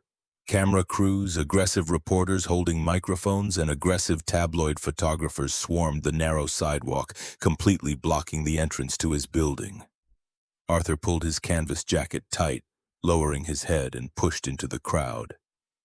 "Mr. Brooks!" a voice screamed over the din. "Is it true you're extorting Claire Kensington? Are you sleeping with the CEO to pay your debts? Did you invent the story about your sick child to get her attention?" The flashbulbs were blinding, a relentless physical assault. Microphones were shoved into his face, bumping against his chin.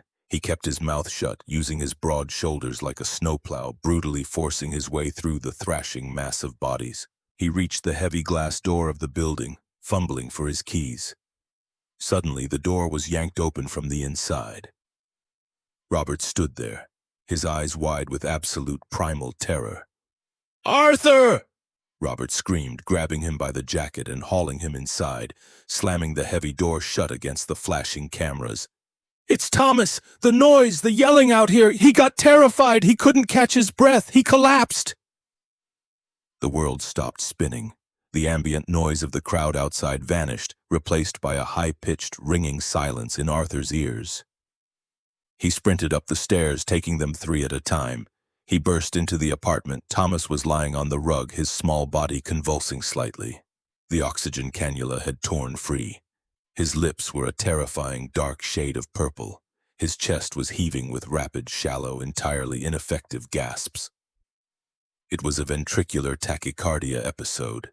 The failing heart was misfiring, sending the child into absolute shock. "Call 911!" Arthur roared, dropping to his knees, his hands frantically searching for a pulse at the boy's throat. It was there, but it was a rapid, chaotic flutter, like a dying bird trapped beneath the skin. He grabbed the emergency oxygen mask from the green tank, pressing it firmly over Thomas's mouth and nose, cranking the flow valve to maximum. "Breathe, Tommy," Arthur pleaded, tears finally breaking free, carving hot tracks down his face. "Breathe for me. The walls are strong. The walls are strong." 10 minutes later, the wail of ambulance sirens cut through the media circus outside. The paramedics breached the apartment, pushing Arthur aside with professional urgency. They stabilized the rhythm with a massive dose of intravenous amiodarone, strapped the tiny unconscious boy to a gurney, and hauled him down the stairs. Arthur rode in the back of the ambulance, gripping the metal rail of the gurney so hard his joints ached. He watched the paramedics bag his son, forcing oxygen into the failing lungs. The flashing red and blue lights painted the interior of the rig in the colors of an emergency that never ended. At Chicago General, the chaos of the emergency room swallowed them whole. Thomas was rushed through the swinging double doors of the pediatric intensive care unit. Arthur was left standing in the harsh fluorescent hallway, his clothes soaked in sweat, his hands stained with his own son's blood from a blown IV line. Time unspooled. It could have been hours or days. Arthur stood perfectly still against the cold cinder block wall, an empty shell of a man waiting for the final blow. The double doors opened. Dr. Evans walked out, his face drawn and gray. He was accompanied by a woman Arthur recognized vaguely. Margaret Vance, the hospital's chief administrator, a woman who cared exclusively about liability and public relations. "We stabilized the rhythm," Dr. Evans said quietly, refusing to meet Arthur's eyes. But the stress triggered a massive decompensation cascade. The valve is barely functioning. He requires full-time pure oxygen intubation. He cannot leave the ICU, Arthur. The 23-day window is gone. He needs the surgery now. Arthur exhaled a shuddering breath. "Dr. Thorne, you have the authorization from Claire Kensington. Do it." Margaret Vance stepped forward, her posture rigid, a clipboard pressed to her chest. She looked at Arthur with thinly veiled disgust, the tabloid headlines clearly etched into her perception of the man standing before her. "That is the problem, Mr. Brooks," the administrator said, her voice dripping with bureaucratic ice. "The media circus currently surrounding our emergency entrance is a severe disruption to hospital operations. The board of directors has convened an emergency review. In light of the highly public, scandalous nature of your relationship with Ms. Kensington, the hospital cannot accept a philanthropic transfer of funds from her personal accounts. It creates a massive conflict of interest and liability exposure." Arthur stared at her, his mind struggling to process the sheer, unadulterated cruelty of the corporate machine. "You are condemning a 6-year-old child to death over bad press?" "We are protecting the integrity of this institution," the administrator replied coldly. "The surgical block with Dr. Thorne remains on the schedule for Friday morning, but the deposit requirements stand. If you cannot produce $140,000 in clean, verifiable funds by Thursday evening, the board will pull the surgical block and reallocate the resources. I am sorry, Mr. Brooks." She turned and walked away, her heels clicking sharply against the linoleum. Dr. Evans lingered for a moment, a look of profound, helpless sorrow on his face. "I tried to fight them, Arthur. I'm sorry." He disappeared back into the ICU. Arthur Brooks was entirely alone in the sterile hallway. The jobs were gone. The money was gone. His reputation was utterly destroyed, burned to ash on the altar of the internet. The brilliant forensic weapon he had built for Claire was useless. She was likely fighting her own desperate battle for survival against the board, isolated and humiliated. And beyond the double doors, the broken metronome of his son's heart was slowing down. Arthur slowly slid down the cinder block wall, his knees hitting the cold floor. He buried his face in his large, calloused hands. The honorable everyman had played by the rules. He had fought with dignity. He had maintained his moral clarity, and he had lost everything. The dark night of the soul descended, absolute and suffocating, extinguishing the final desperate embers of hope in the freezing Chicago air. The rhythmic mechanical hiss of the pediatric intensive care unit was a terrible, suffocating metronome. Thursday morning, 2:14 a.m. The digital clock on the sterile white wall burned a harsh, crimson countdown into Arthur's retinas. 16 hours remained. At 6 o'clock that evening, the hospital administration would officially revoke the surgical block. The window for the mechanical valve replacement would slam shut permanently, sealing his son's fate in a tomb of bureaucratic protocol and bad press. Arthur stood entirely motionless before the massive pane of reinforced observation glass. Beyond the transparent barrier, Thomas lay suspended in a nightmare of medical architecture. The boy was completely intubated, a thick corrugated tube pushing pure pressurized oxygen directly into his failing lungs. The skin around his closed eyes was bruised a deep, translucent purple. The heart monitor traced a jagged, desperate green line, the failing mitral valve misfiring with terrifying frequency. The physical toll of the last 72 hours had stripped Arthur down to the absolute bedrock of his soul. His canvas work jacket hung heavily on his broad shoulders, stained with grease and the faint coppery shadow of his son's blood from the blown I-Fi line. The scandal, the flashing cameras, the loss of his livelihood, none of it registered in the freezing vacuum of the ICU corridor. There was only the green line on the monitor. A suffocating wave of claustrophobia seized him, tightening around his ribcage like iron bands. He needed to breathe air that didn't smell of iodine and impending death. He pushed away from the glass, his boots heavy on the polished linoleum. He navigated the labyrinthine corridors of Chicago General, descending through the silent subterranean levels until he reached the ambulance loading bay. The automatic doors parted, releasing him into the brutal, freezing teeth of the Chicago winter. The wind whipping off Lake Michigan carried sharp, microscopic shards of ice. Arthur walked to the edge of the concrete apron, letting the bitter cold shock his system, desperate for the physical pain to drown out the agonizing terror in his chest. A long, sleek silhouette detached itself from the shadows of the adjacent parking structure. The tires of the black Mercedes Maybach crunched softly over the salted ice, gliding to a halt directly beneath the harsh yellow glare of the sodium street lamp. The engine idled with a barely perceptible multi-cylinder purr.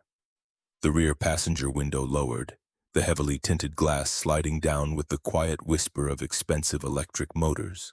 Richard Vance sat in the cavernous, leather-lined interior. The architect of the corporate siege looked entirely immaculate.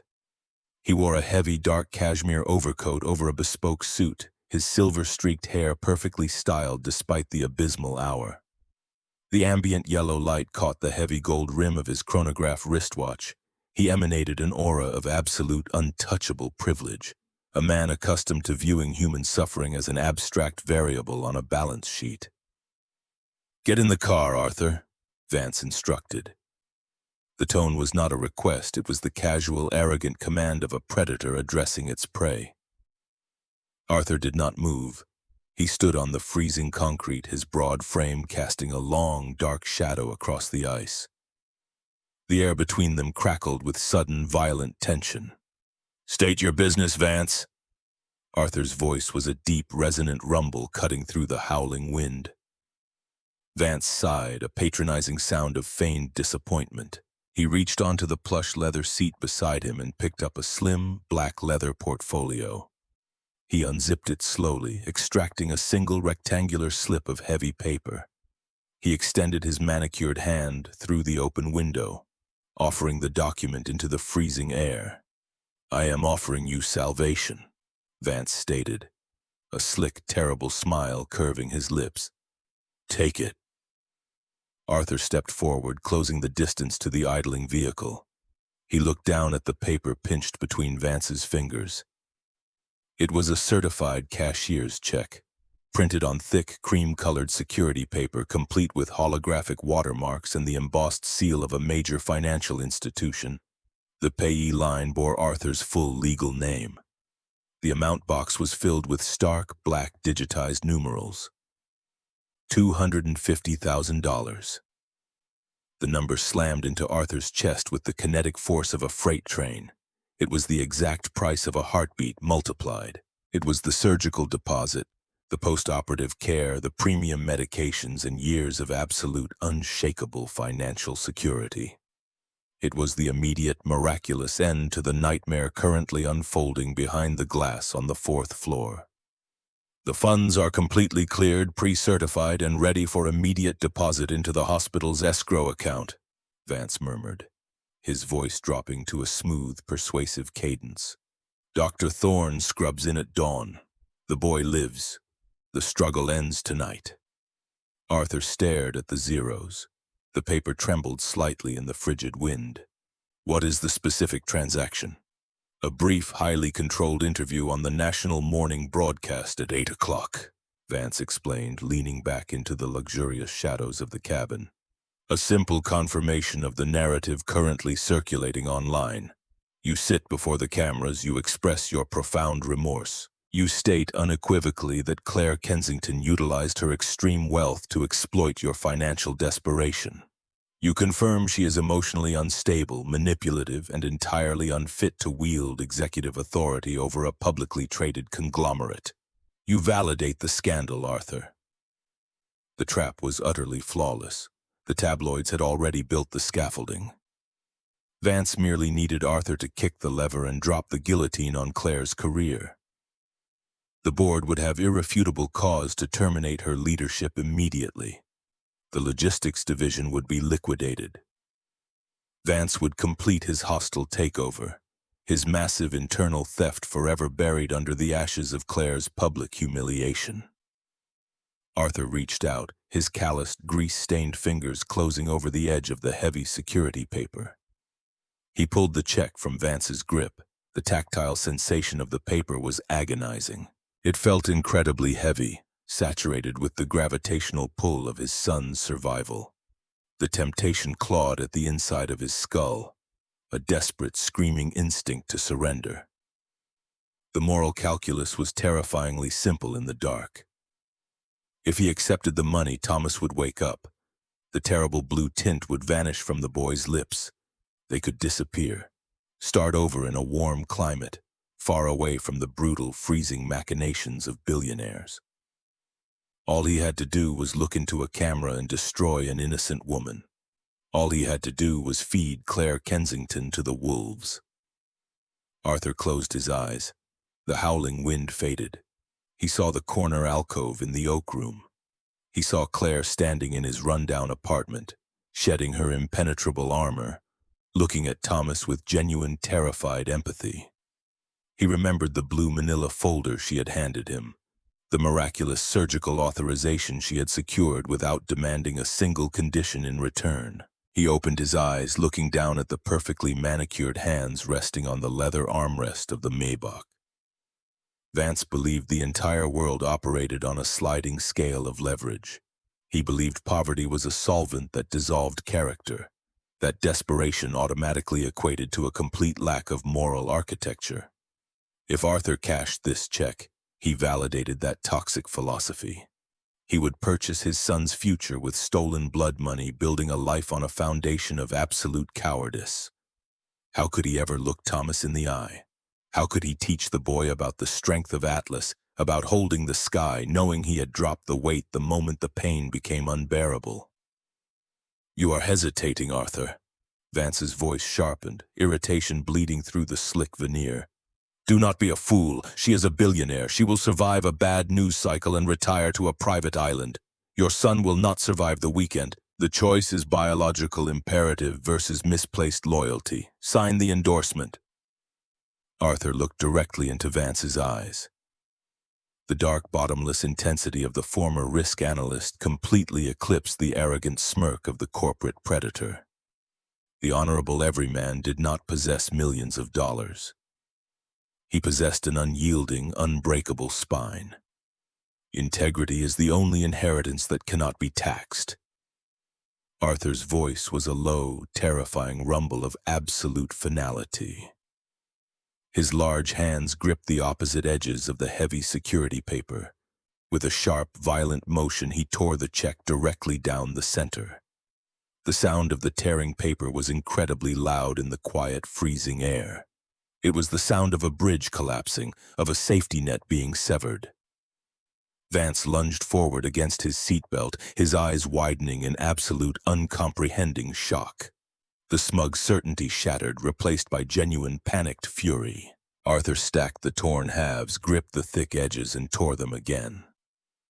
Quarters, eighths. He shredded the salvation of his universe into a handful of meaningless, jagged confetti. You cannot build a future on the foundation of a compromised soul. Arthur opened his fist, letting the freezing wind catch the torn fragments. My son will live with the pride that his father is a man of his word. I do not sell my humanity. The fragments fluttered like dirty snow, scattering across the abrasive, salted concrete of the ambulance bay.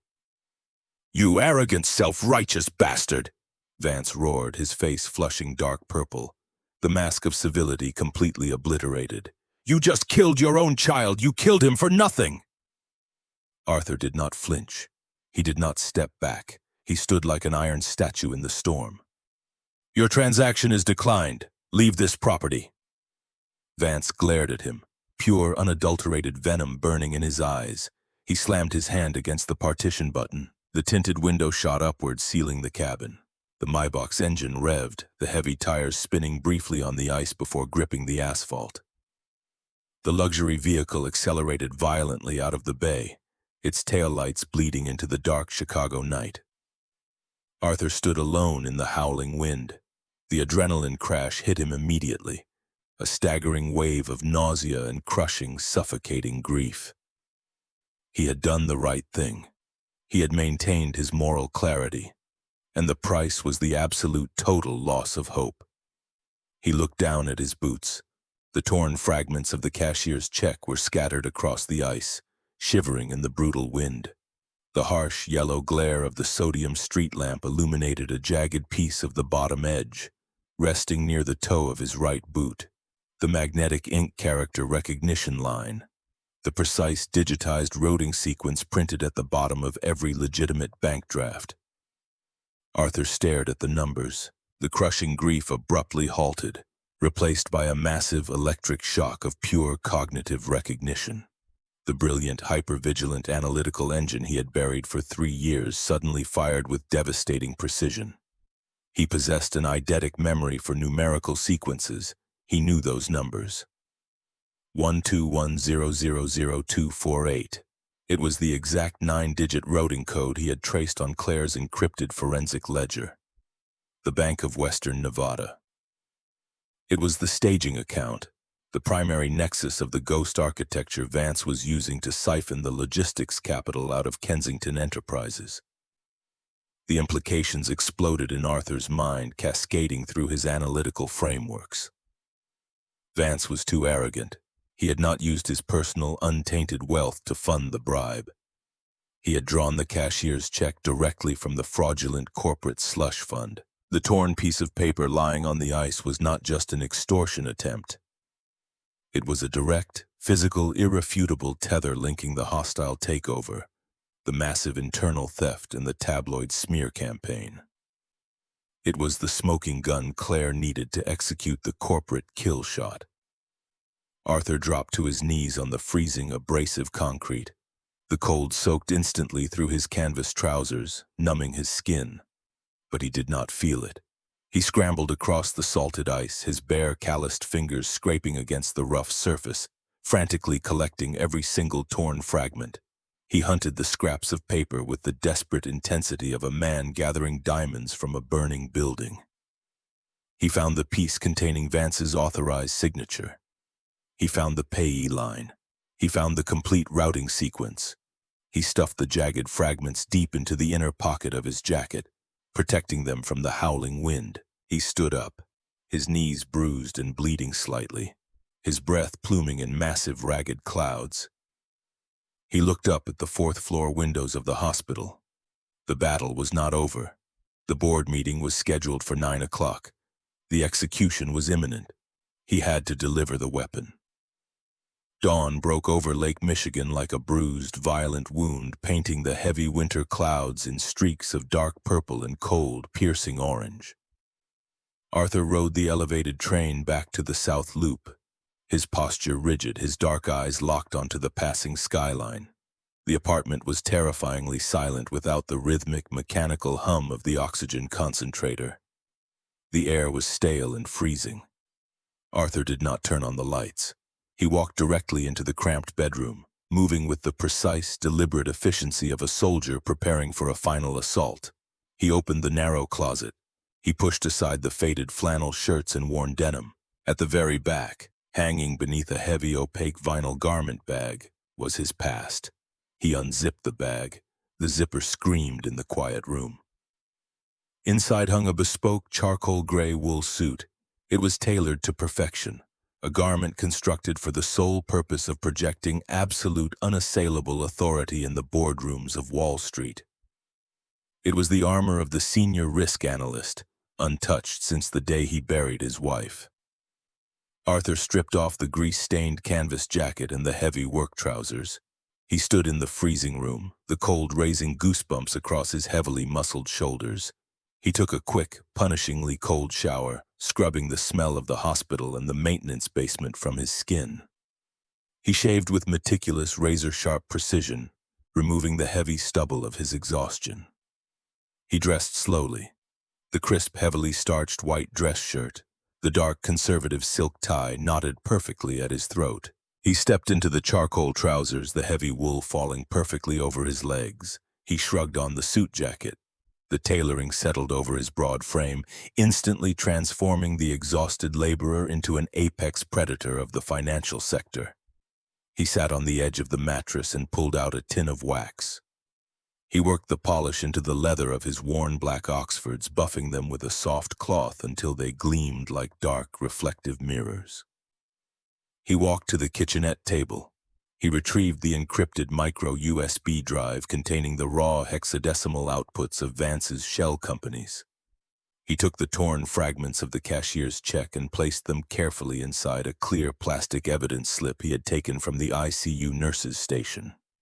He slid the drive and the plastic slip into the inner breast pocket of the suit jacket. He felt the weight of the evidence resting directly over his heart. Arthur Brooks turned off the space heater, locked the apartment door, and walked out into the freezing morning. The honorable everyman was going to war.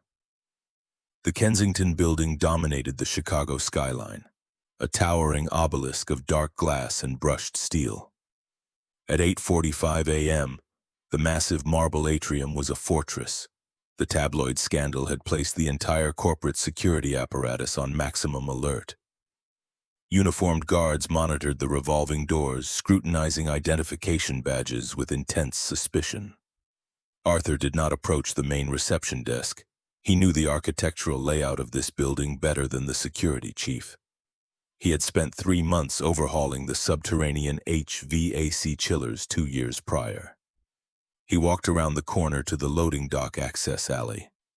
He bypassed the delivery bays, slipping into a narrow, unmarked concrete stairwell designated for heavy maintenance. He encountered a heavy steel security door secured by a magnetic keypad lock. Arthur pulled a small, flat multi-tool from his pocket.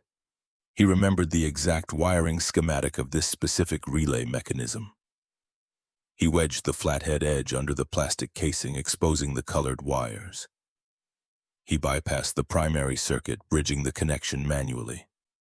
The magnetic lock disengaged with a heavy, satisfying click in exactly 14 seconds. He slipped into the service corridor, walking with quiet, measured strides toward the heavy freight elevators. He bypassed the restricted access panel, overriding the system with a master maintenance sequence he had memorized. The massive metal doors parted. He stepped inside, pressing the button for the 50th floor. The elevator ascended, a smooth, silent launch into the stratosphere of corporate power. The doors opened onto the executive suite. The sensory shift was absolute. The air was climate-controlled perfection, smelling faintly of expensive floral arrangements and ozone. The thick, plush carpeting absorbed the sound of frantic activity. Administrative assistants hurried between desks, their faces pale, the atmosphere thick with the desperate, suffocating panic of an empire collapsing. Arthur stepped out of the freight elevator. A young executive assistant looked up, her eyes widening in shock. She recognized his face from the screaming red headlines of the digital tabloids. But the man walking toward her was not a ragged, manipulative grifter. He was a towering, impeccably dressed titan, moving with the terrifying, unstoppable momentum of a tidal wave. He did not stop. He did not ask for directions. He walked directly toward the massive double mahogany doors of the primary boardroom at the end of the hall. Inside the cavernous room, the execution was entering its final phase. The panoramic windows offered a sweeping, dizzying view of Lake Michigan, glittering under the hard morning sun. The massive oval mahogany table occupied the center of the room, surrounded by 14 members of the board of directors. Claire Kensington stood at the head of the table. She wore a stark, blindingly white suit, a deliberate, defiant contrast to the dark suits surrounding her. But the Ice Queen armor was cracking. She looked incredibly pale, shadows bruising the skin under her eyes. The massive projector screen behind her displayed the high-resolution tabloid photographs, the intimate moment in the restaurant, the desperate exchange in the slum hallway. Richard Vance stood near the center of the long table, delivering the lethal blow. "The optics are catastrophic, gentlemen," Vance declared, his voice smooth, resonant, dripping with feigned sorrow. "We are witnessing the profound psychological deterioration of our chief executive. The erratic behavior, the severe lack of judgment, the susceptibility to blatant emotional manipulation by a severely compromised individual. The market is already reacting. The stock is hemorrhaging. We cannot allow personal instability to destroy the fiduciary foundation of this conglomerate. The logistics liquidation is no longer a strategic option. It is an absolute necessity to stabilize our capital reserves. I move for an immediate vote of no confidence." The board members, older men with silver hair and ruthless instincts, nodded in solemn agreement. The narrative was perfect. The trap was closed. Arthur reached the heavy mahogany doors. He placed his large hands flat against the polished wood and pushed. The doors swung inward with a loud, authoritative crack, slamming against the padded walls. The sound echoed through the boardroom like a gunshot, slicing instantly through Vance's monologue. Every head snapped toward the entrance. Arthur Brooks stepped across the threshold. The shock in the room was absolute, a physical vacuum pulling the air from the executive's lungs. They recognized him immediately, the grifter, the tabloid villain, but the sheer, imposing reality of the man completely shattered their preconceived narrative. He stood 6'2", the bespoke charcoal suit draped flawlessly across his athletic frame, his dark eyes burning with cold, analytical fire. He did not look like a man seeking a handout. He looked like an executioner arriving to collect a debt. Vance's face twisted into a mask of pure, unadulterated fury. The veins in his neck bulged against his silk collar. "Security!" Vance roared, pointing a trembling finger at Arthur. "Breach on the 50th floor. Remove this trespasser immediately." Arthur ignored him completely. He walked the length of the massive room, his polished Oxfords silent on the thick carpet. He moved with a slow, deliberate cadence, commanding the absolute attention of every billionaire in the room. He reached the center of the mahogany table, stopping directly opposite Richard Vance. Arthur reached into the inner breast pocket of his suit jacket. He extracted the clear plastic evidence slip. He opened the flap, upending the contents directly onto the highly polished wood. The jagged, torn fragments of the cashier's check scattered across the table, the black ink stark against the dark mahogany. A lie travels the globe while the truth is still lacing its boots, but the truth always arrives. Arthur's voice filled the cavernous room. It was a deep, resonant baritone vibrating with the terrifying, unassailable weight of absolute moral clarity. You believed a fabricated scandal because it was wrapped in comfortable prejudice. Here is the absolute truth wrapped in felony theft. He reached into his pocket again and placed the encrypted USB drive beside the torn paper. What is this absurdity? The silver-haired board member demanded, glaring at the torn fragments. Security is on the way, Mr. Brooks. You have severely overplayed your hand. Arthur did not look at the board member. He locked his dark, intense gaze entirely on Richard Vance. The predator was beginning to sweat, a fine sheen of moisture appearing on his forehead. That is a certified cashier's check in the amount of $250,000, Arthur stated, his voice ringing with crystalline precision. Presented to me at 2:30 this morning by Mr. Vance, in the ambulance bay of Chicago General Hospital. It was a bribe. The condition of the transaction required me to publicly corroborate the false tabloid narrative he engineered to humiliate your chief executive. A murmur of shock rippled through the seated executives. Vance slammed his hands down on the table. "This is slander!" Vance shouted, his voice cracking slightly. "He is an extortionist. He tore up a piece of blank paper for a theatrical stunt." Arthur calmly reached forward, He used a single calloused finger to slide 3 specific fragments of the torn check together, aligning the bottom edge perfectly. "Examine the magnetic ink character recognition line," Arthur instructed, his tone shifting into the cold, authoritative cadence of the senior risk analyst. "The 9-digit routing sequence is 121-000-248. The Bank of Western Nevada." He gestured to the USB drive. "I urge the board to access the forensic ledger contained on that drive. It contains the raw hexadecimal outputs mapping the flow of capital from the logistics division." Mr. Vance did not use his personal wealth to finance this bribe. He used the corporate slush fund he created by artificially inflating the fleet depreciation metrics. The Nevada proxy servers funneled the stolen capital directly into a Delaware blind trust managed by his personal attorney, Marcus Sterling. The boardroom was paralyzed by a sudden, terrifying silence. The implications hit the executives like a series of physical blows. "The check on this table is a direct physical draw from the stolen logistics capital," Arthur concluded, stepping back, leaving the evidence resting in the center of the mahogany expanse. "Mr. Vance engineered a hostile takeover by embezzling corporate funds and then attempted to use those identical stolen funds to purchase a witness to destroy Ms. Kensington. The hostile bid is a smokescreen for federal fraud." The silver-haired board member, a man who possessed a ruthless instinct for self-preservation, snatched the USB drive from the table. He plugged it directly into his secure terminal. His fingers flew across the keyboard, bypassing the encryption with the password Arthur had included in the root file. The massive spreadsheet populated on his screen. The board member's eyes darted across the data, cross-referencing the routing numbers, tracking the flow of the phantom debt. His face drained of all color. Turning a sickly ashen gray, he looked up from the screen, his eyes locking onto Richard Vance.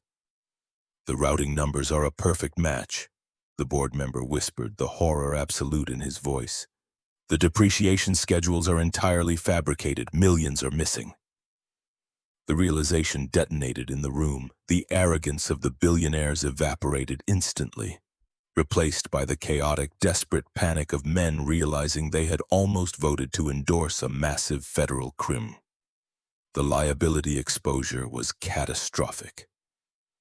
Vance stepped back from the table, his breath coming in short, ragged gasps.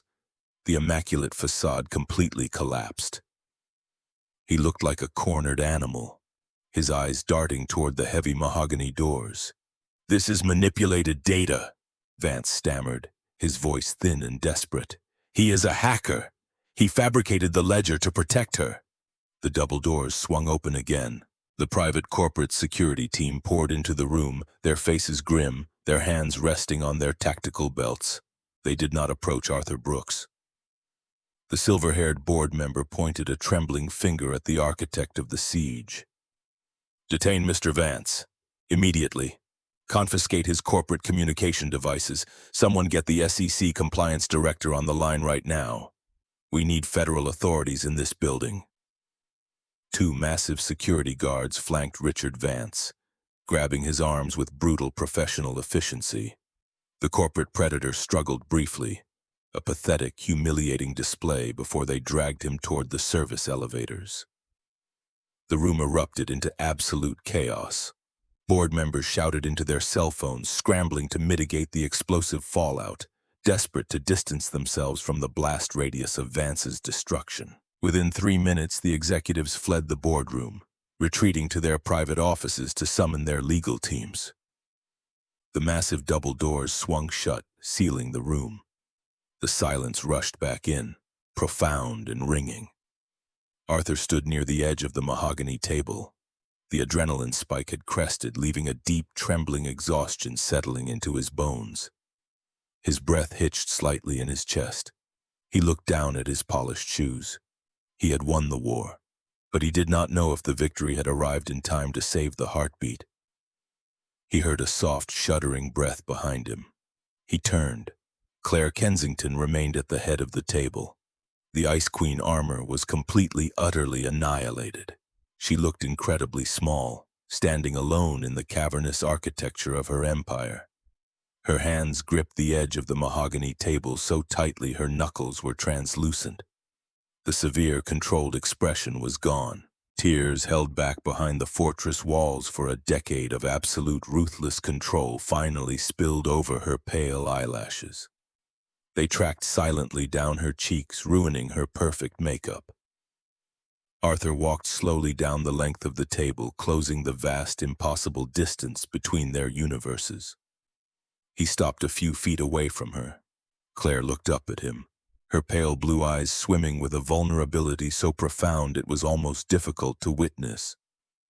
"I thought you took the money," Claire whispered, her voice cracking, a fragile, broken sound. "When they showed me the tabloid pictures, when I realized how perfectly he had framed you, I thought you took the money. I thought I was completely alone again. I have spent my entire life surrounded by people who only look at me to calculate what they can extract from the vault. I am so used to being used." Arthur felt a deep, fierce ache in his chest. He saw the lady trapped in the ice, shivering in the cold. He stepped closer, his broad frame casting a warm, protective shadow over her. "You cannot purchase loyalty and you cannot sell truth," Arthur said, his deep baritone providing a steady, immovable anchor in the quiet room. He reached out, his large, calloused hand gently resting on the polished wood beside hers. "You deserve to be respected, Claire, not for your title, not for your capital, for your humanity." Claire's breath hitched violently in her throat.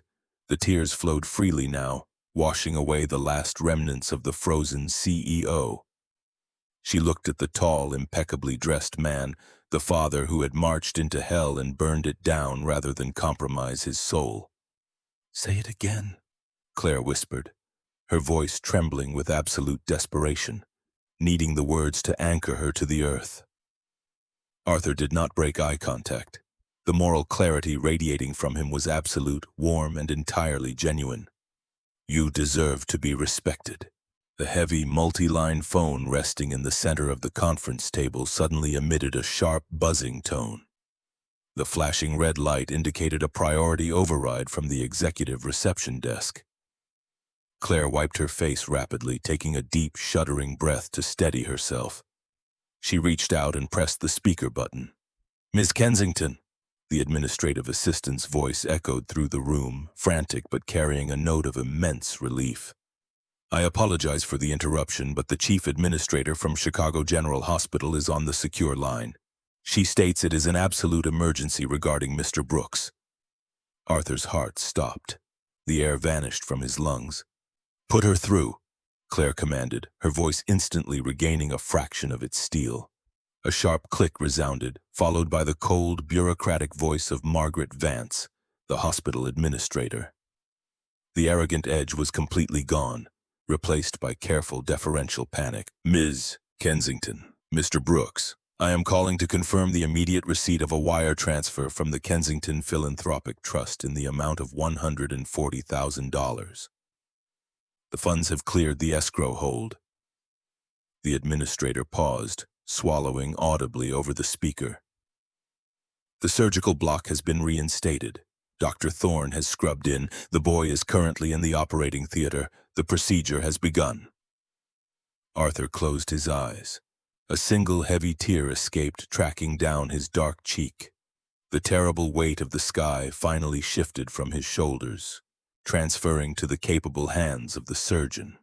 The countdown clock in his skull stopped ticking at hour 0. He opened his eyes. Claire was looking at him, a beautiful, genuine, watery smile breaking across her face. The storm was over. 18 months later, the brutal Chicago winter was a distant, fading memory. The sprawling green lawns of Grant Park were bathed in the heavy, golden warmth of a Saturday afternoon in late July. The air smelled of freshly cut grass, blooming lilacs, and the faint, sweet scent of roasted almonds from a nearby vendor. The sound of children laughing and the distant splash of Buckingham Fountain carried perfectly on the gentle breeze rolling off Lake Michigan. Arthur sat on a large, red-checkered picnic blanket spread beneath the sweeping shade of a massive oak tree. The heavy charcoal suit was gone, replaced by a crisp, high-quality white linen shirt, the sleeves rolled up to the elbows, revealing the thick, corded muscle of his forearms. The lines of exhausted terror that had once bracketed his dark eyes were completely erased, smoothed away by months of deep, quiet peace. He was no longer a maintenance worker, nor a ghost in the financial system. He was the newly appointed Director of Corporate Risk Analysis for Kensington Enterprises, operating with absolute autonomy directly beneath the CEO. Arthur watched the vast expanse of the green lawn. Thomas was running. The 7-year-old boy was sprinting across the grass, chasing the erratic, diving tail of a brightly colored kite. There was no heavy green tank. There were no plastic tubes trailing from his face. The terrible, suffocating blue tint was gone forever, replaced by the flushed, vibrant, oxygen-rich glow of a healthy, fiercely energetic child. He ran with wild, boundless freedom, his laughter ringing out clear and strong. Beneath his small t-shirt, a faint vertical scar traced the center of his chest, the only remaining physical evidence of the desperate, agonizing war they had fought and won. Claire sat beside Arthur on the blanket.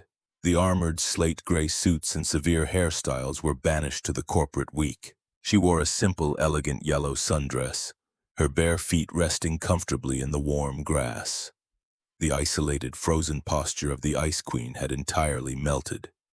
She leaned back on her hands, her face tilted up toward the sun, laughing brightly at Thomas's frantic attempts to keep the kite airborne. It was a warm, uninhibited sound that resonated with profound, earned happiness. The tabloid scandal was a forgotten footnote. Richard Vance was serving a 15-year sentence in a federal penitentiary for wire fraud and embezzlement. The company had stabilized, thriving under Claire's renewed, empathetic leadership, guided by Arthur's flawless analytical defense grids. The kite finally caught a heavy downdraft, spiraling into the grass. Thomas scooped it up and ran back toward the oak tree, his chest heaving with healthy, vibrant exertion. He dropped onto the blanket, a wide, gap-toothed smile spreading across his face. He reached into his small canvas backpack and pulled out a heavy piece of drawing paper, handing it proudly to Arthur. Arthur took the paper, holding it up so Claire could see. It was a riot of brilliant, joyful crayon colors. A tall, broad-shouldered man stood in the center, holding a small boy high upon his shoulders. The sky above them was bright, clear blue, completely devoid of storms or shadows. And standing right next to them, her hand firmly holding the man's free hand, was a woman in a bright yellow dress. The drawing was simple, crude, and absolutely perfect. Claire looked at the crayon rendering. The lady in the ice was gone. The woman on the paper had a massive, radiant smile drawn across her face.